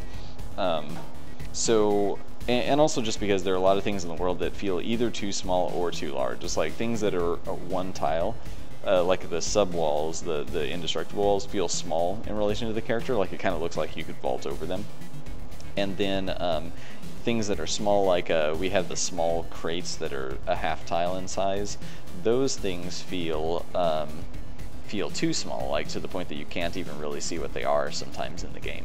So basically everything except the characters is getting a 20% bump, or some things like the full tile crates will probably be more like a 3/4 size, so those might actually shrink like, you know, 5 or 10%. So it's a combination of aesthetic reasoning and kind of the functionality and gameplay. But it does have some potentially pretty big ramifications, like the boss, which hopefully most people have seen at some point on a stream or somewhere. But you know, the boss teeth will get slightly larger and therefore a little bit easier to dodge. But I think it'll actually make, like, visually it will make more sense, because I was already, like, way back in the planning stages thinking about making the boss teeth more like a tile and a half in size, and we ended up just rolling with one. So we might basically we would be increasing all those by 20%. So it'll make the boss battle a tiny bit easier, but we can very easily just, like, you know, give the boss more health or speed it up a little bit or things like that to keep the challenge. I think that basically the frustration of constantly bumping into things is the wrong kind of frustration. And I'm sure there are people who would argue that, like, you know, maybe increasing the grid size isn't a good way to fix it, but I think between just the game feel being slightly improved and the aesthetics being slightly improved and things looking, you know, like a table and a chair, and things being more the correct proportion to the character, it seems like too many kind of positives. And so we haven't totally made the changeover yet. We're doing some map generation tests still, like basically the dynamic generation stuff that Aaron's been working on, and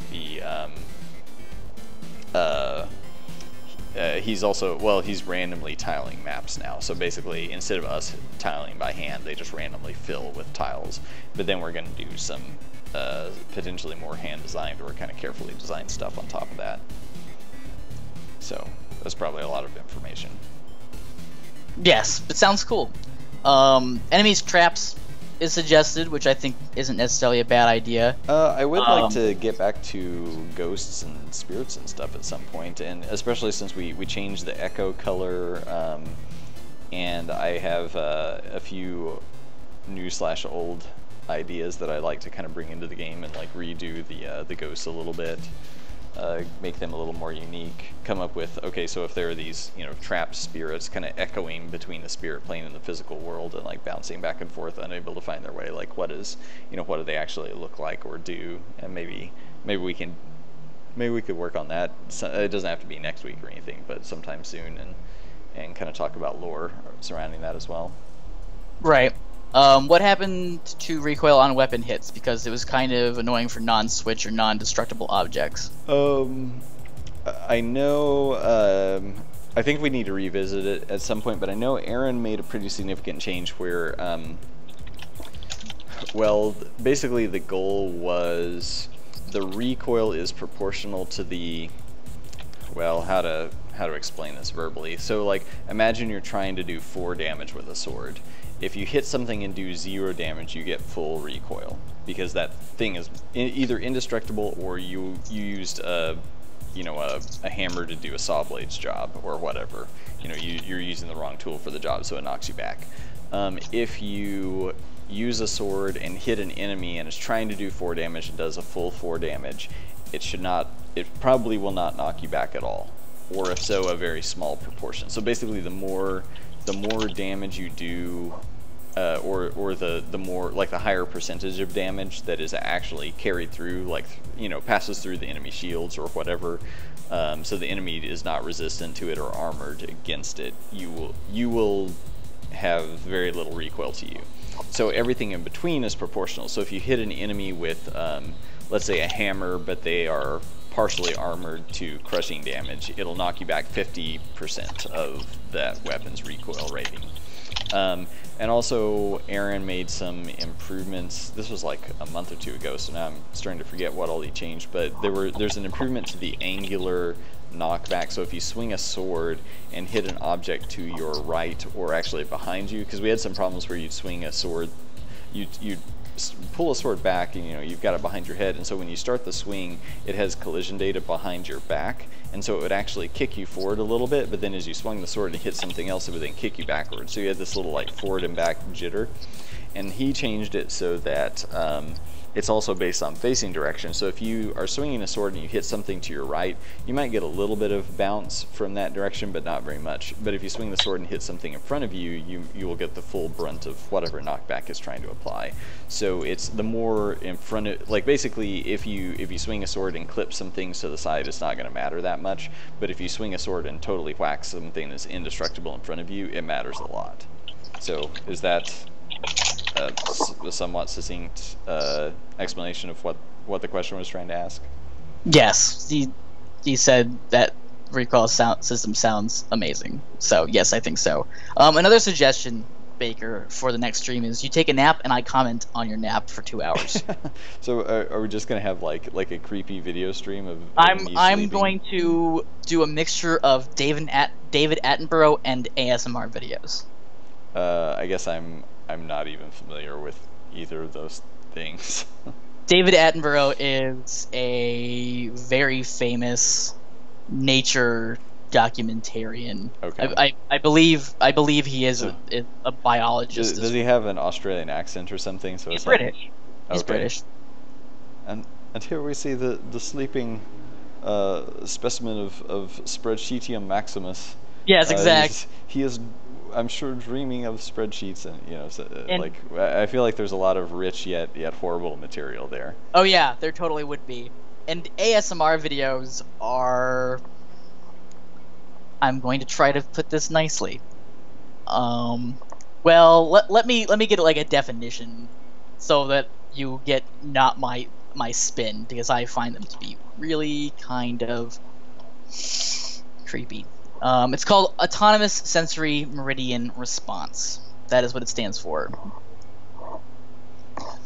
It's the pleasurable sensation like a tingle on the head, scalp, back, or peripheral region of the body. So an ASMR video is people trying to... trying to create those... Yeah, it's a phenomena. There's no real science behind it. So it's like people doing like back rub videos, but like imagine me touching your back, and they always talk really quiet. It's always really subdued, no real emotion, and people do this all the time, and it's super popular on YouTube, and I don't understand it. And I just think it's a little creepy, because there's just this overt sexual nature to it, which is just off-putting, and I don't get the response. Some people say they get the response, so maybe it's a real thing. I don't know. Yeah.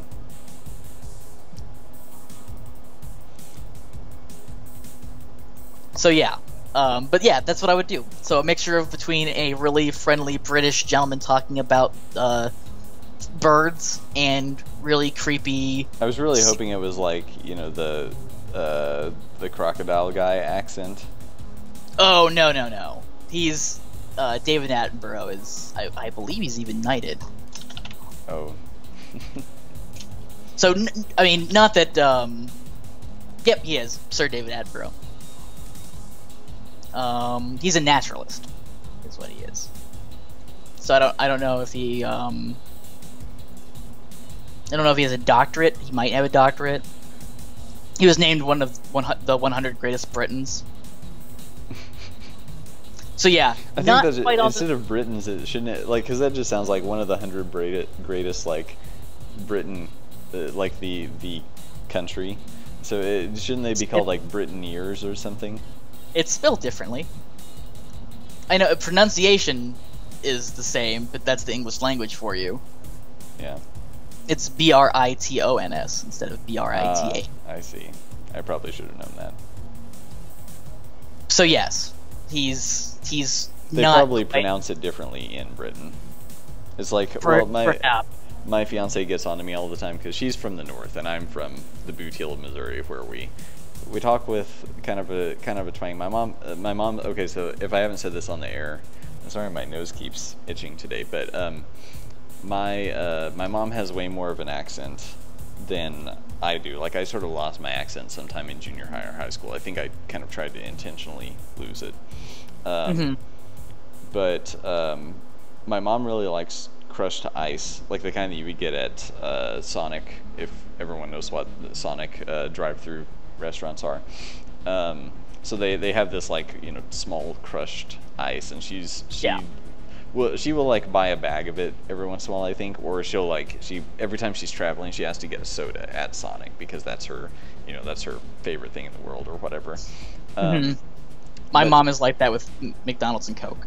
Okay, like specifically McDonald's Coke, like they have a specific variety or something, like a.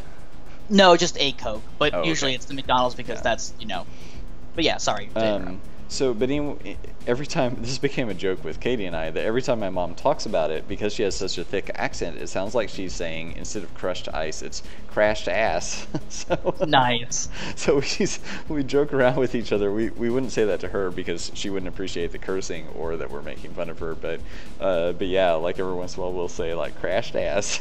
Just so Does she pronounce it Missouri instead of Missouri? no, actually, like I don't hear that a lot. That's one thing that's I think is the apparently people do, but I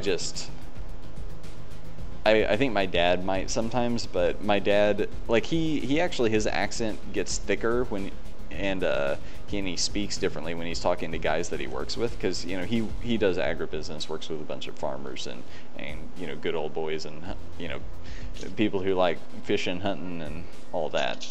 So he'll like actually slip into an even more like southern country dude accent and probably say Missouri when he's talking to them. But anyway, so where did this even start? I forget what we were talking about. Your mom. Oh, I don't know where the accent thing started.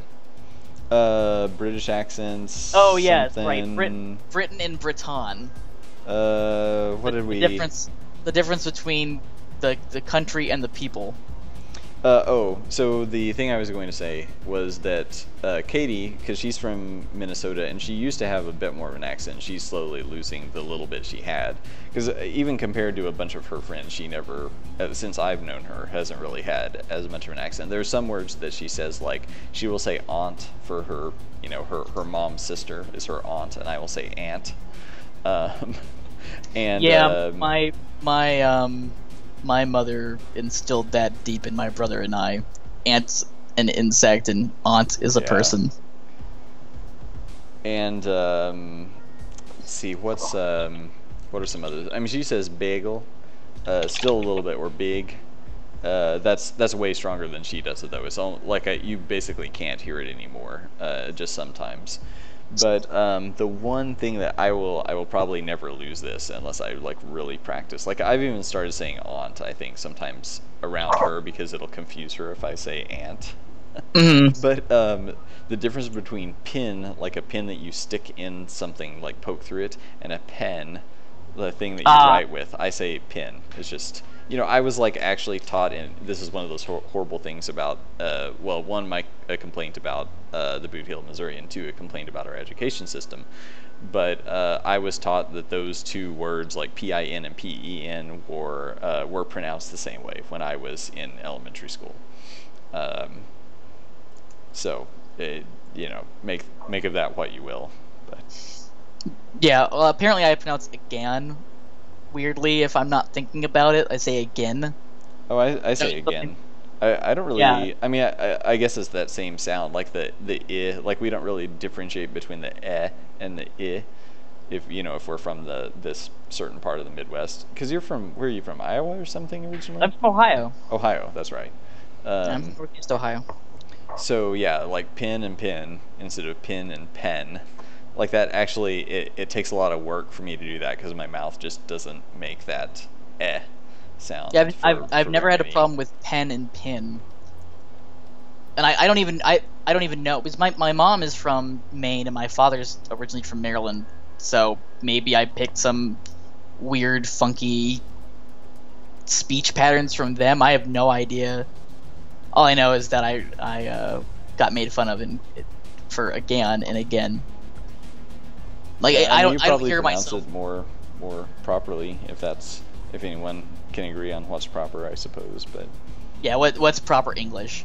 yeah, I mean, well, So English does come from England, so but don't give it to them. Don't you give it to them. They'll be adding U's into every freaking word we have. Don't you give it to them. well, we still spell the word night. Well, both kinds of night, like knight in armor, and night as in the evening time.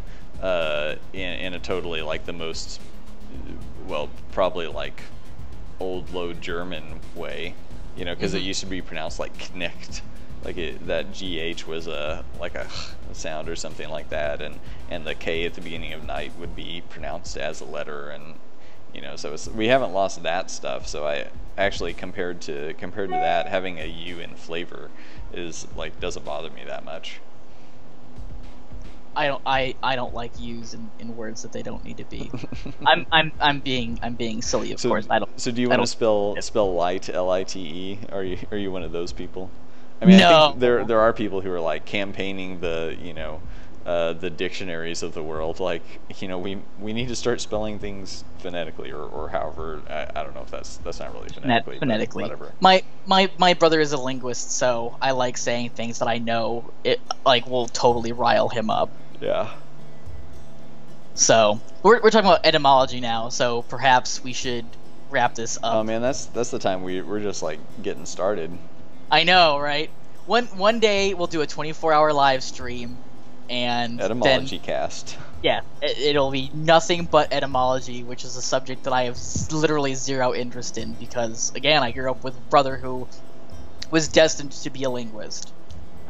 Arguing with my brother required a dictionary because words have meanings and meanings are concrete and there's no such thing as like drift in words. There's no evolution in words. So He wants the English language to be the French language, where there's a board yeah. that agrees on new terminology being added to the language instead of it being open and organic. Yeah, That's a so- whole different discussion.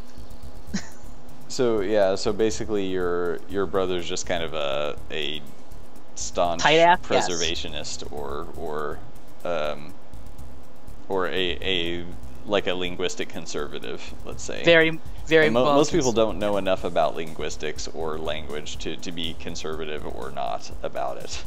Yes, my brother is pretty staunchly conservative when it comes to language.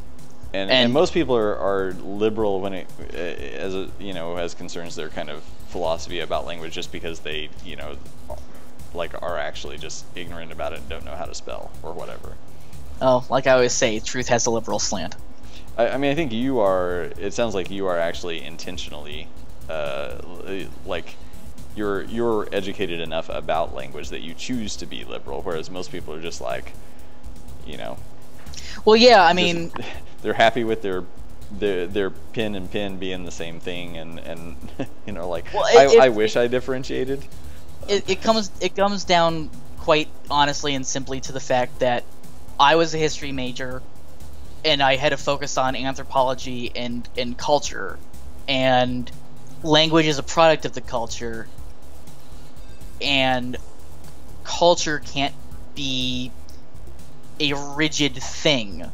Culture, by definition, can't be a rigid thing. Culture shifts. That's the nature of culture. Yeah, Because- and you're a little so- more of a relativist, and he's a more of an absolutist, and Yes, absolutely. I would say I'm more or less a hard or I'm trying to think of I'm a fanatical whatever word you use that my brain is Relativist? Yeah, relativist. Thank you. That only an hour of sleep. Yeah, I mean I'm a relativist to the point that like we were Well, talking that's, about. you know, it gets down to like your you thinking that like the Jedi code of, you know, saying emotion is the worst thing ever. Like that's, I think that's kind of a leans toward a relativistic viewpoint, where I'm also more of like and kind of an absolutist, and you know, like I feel like emotion is sort of a distraction for me. So anyway, we should probably just close this thing down.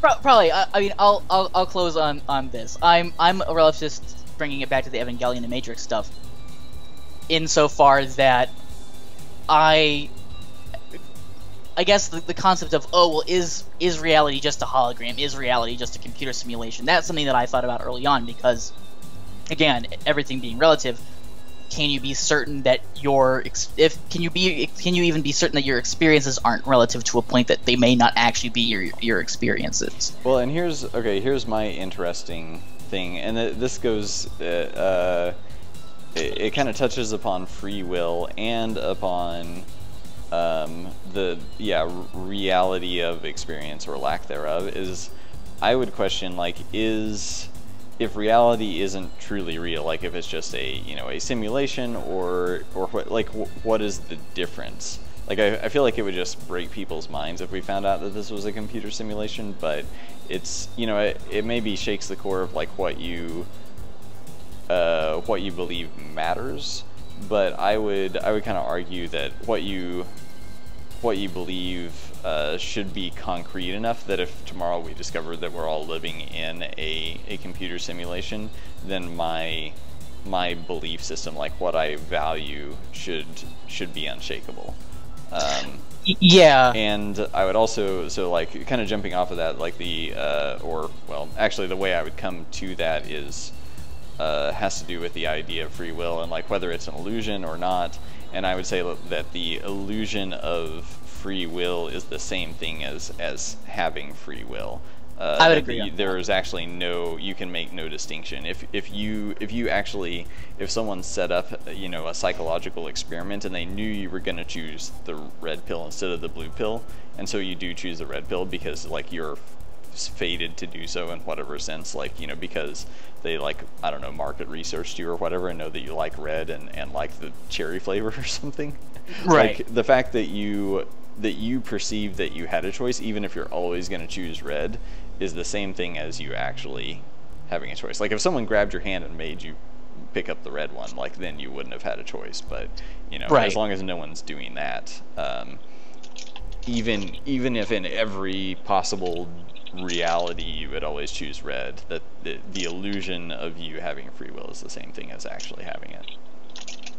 Yeah, and I mean, that's basically what the assumption that I came to early on, is that even if we are living in a computer simulation, the universe that we dwell in is the universe that we dwell in, regardless of what the nature of that universe is, and the rules still apply to us. And it's not even nonsensical to argue from a position that we don't have. It's meaningless.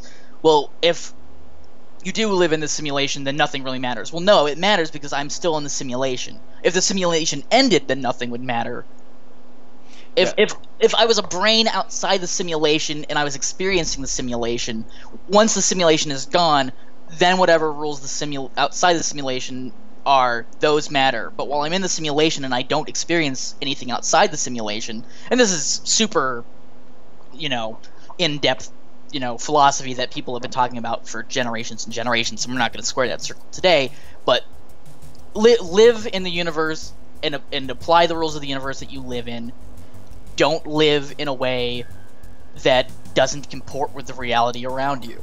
Well, and I think that most people who would claim to be relativist, like to even more of an extreme, because I think you seem to have, like, you seem to be a fairly principled person. I think there are certain people who are relativist who but at the same time, they, you know, like, I guess people who are like humanistic relativists, I'm like, well, you can't actually be both, because you're saying you value kind of human life or human experience over everything, but then that's contrary to relativism, which means, like, you know, like nothing matters and kind of whatever you want goes. But, you know, the people who are relativist, if that is like their kind of belief of the universe, then, you know, like they I don't think you can believe that anything matters.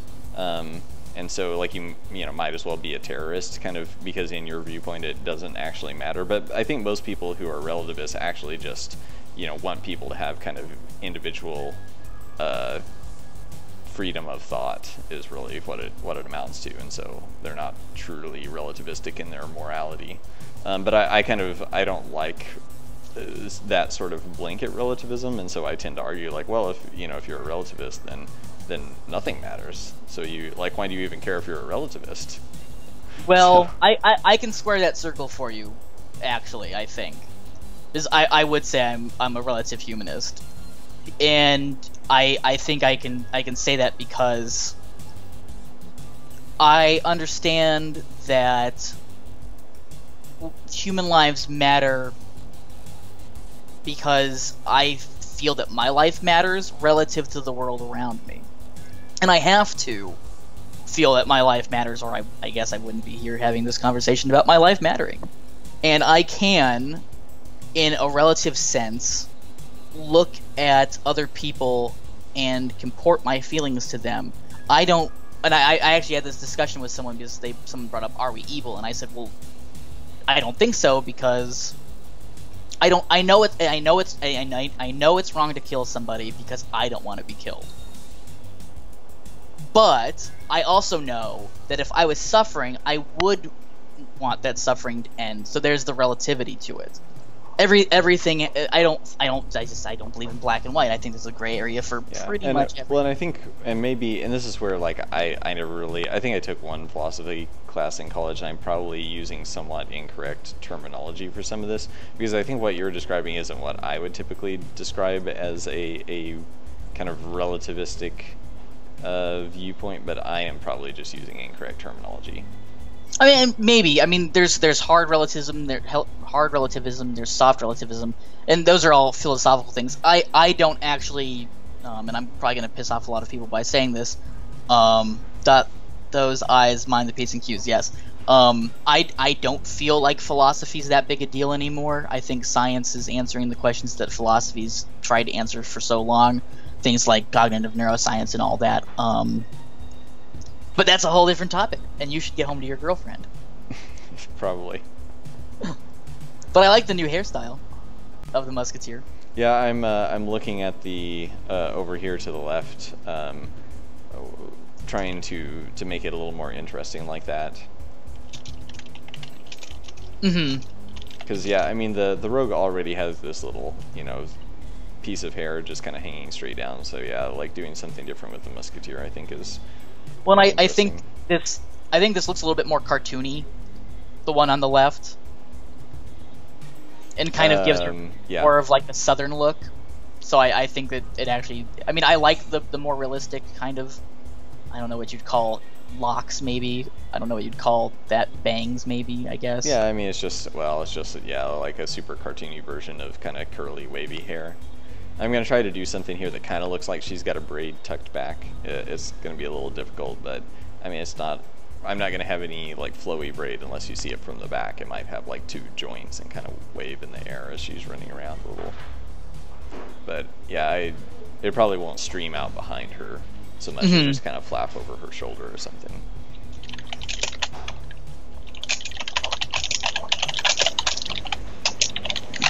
I like it. I don't know, it seems kind of southern, that hairstyle, to me. I don't know why. Yeah. But just kind of puffy southern belle look. And I mean, I like the frills that she's got. I know that the hands will be covered, so I don't know how much you could do, but it would be kind of neat for her hands to be more like riding gloves. Well, yeah, when you said her hands, the first thing I thought was, why don't I just make them white? Like white gloves?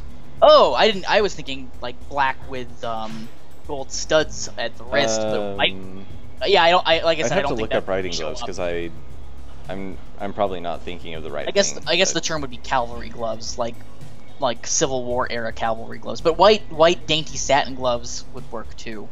Actually, probably a lot better than what I was thinking. I think that would be much better.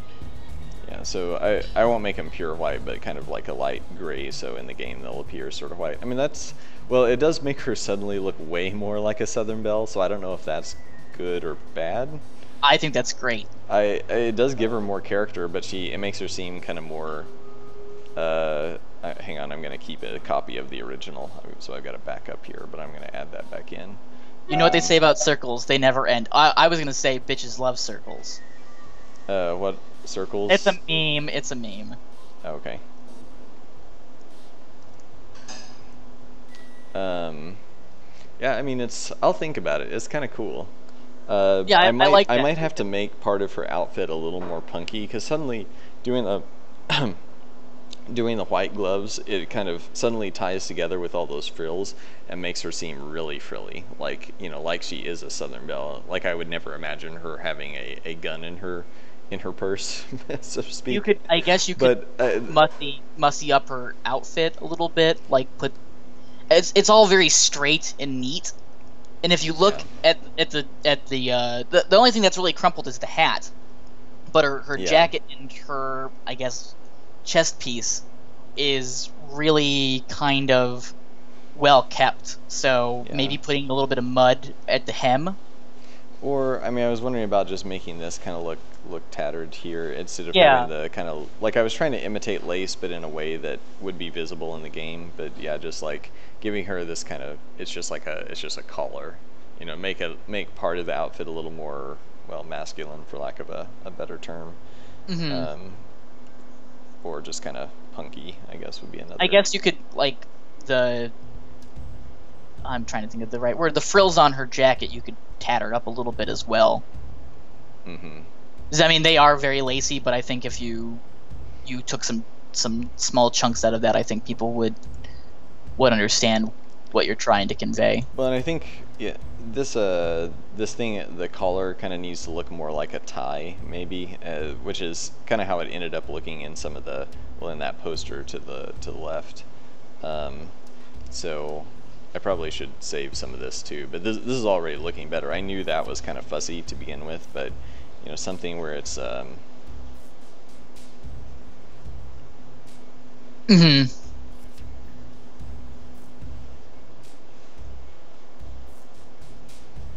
you know, something kind of along those lines. Yeah, but at the moment it's more of an ascot than a. I mean, I think you were going for a scarf. I just think the size limitations makes it kind of look like an ascot. But I'm okay with being kind of in between. Doing, you know, so like now she looks like now. See, especially looking at the right side, where I removed the kind of laciness of that collar, like that, so it takes away enough of the kind of feminine Southern Belle sort of frilliness that she looks a little more badass again. Yeah, I like it. So I should probably run all of this by Kevin, the guy who asked for the Musketeer, just to make sure he's cool with the change too. I think that's the first time I've ever heard his name. Yeah. Yeah. I always thought it was Lobster Sundew who did it. No. But I know his name is Kevin. different handle. Oh, is he on the forums? I don't think he's ever really been on the forums. I just know, well, I know what his Skype handle is, and I think he uses it in other places. I don't know if I should give it out, though. I don't know how concerned with his privacy or anything. Best not to. But. Okay, I'm throwing the original back in here just for reference later. Oh, that was way more things than I thought it was going to be.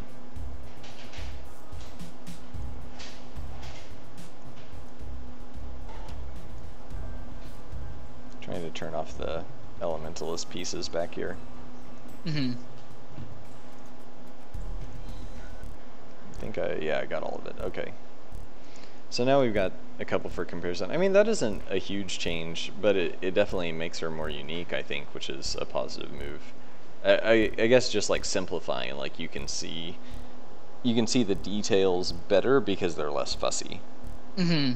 They're like making the details chunkier has always been a positive move when working on this art style. So yeah, but we need to close up because I told Katie I would be there in 10 minutes, so that's not Yeah. going to happen at this point. No problem. We went really long today. We went talking long about today. philosophy and all kinds of crazy. Oh yeah, all crazy things. I will be doing a 24-hour live stream when Delver's Drop comes out, though. But I made that joke earlier, but it was actually in seriousness. We should just have you come down here and live stream from our offices. Like we'll have a big party for like a week because we'll finally be done with the thing. I'll do it. I'll come and visit. I don't know if I'll be able to visit for a week, but I'll totally go and. Well, yeah, the week was a bit of that was the jokiest part. But I think we should have like a, you know. A release party? Yeah, some kind of release party here in Springfield. Unless, like, if we released during PAX or, you know, which won't be this coming PAX, but, like, at a PAX at some point or some other convention, we might do it in that city, but otherwise we'd probably just do it here. I think that's fair. That's where most of you guys are. Yeah, I'd fly out. Or drive out. I don't know if the drive would probably be really long. The fly would probably be less long.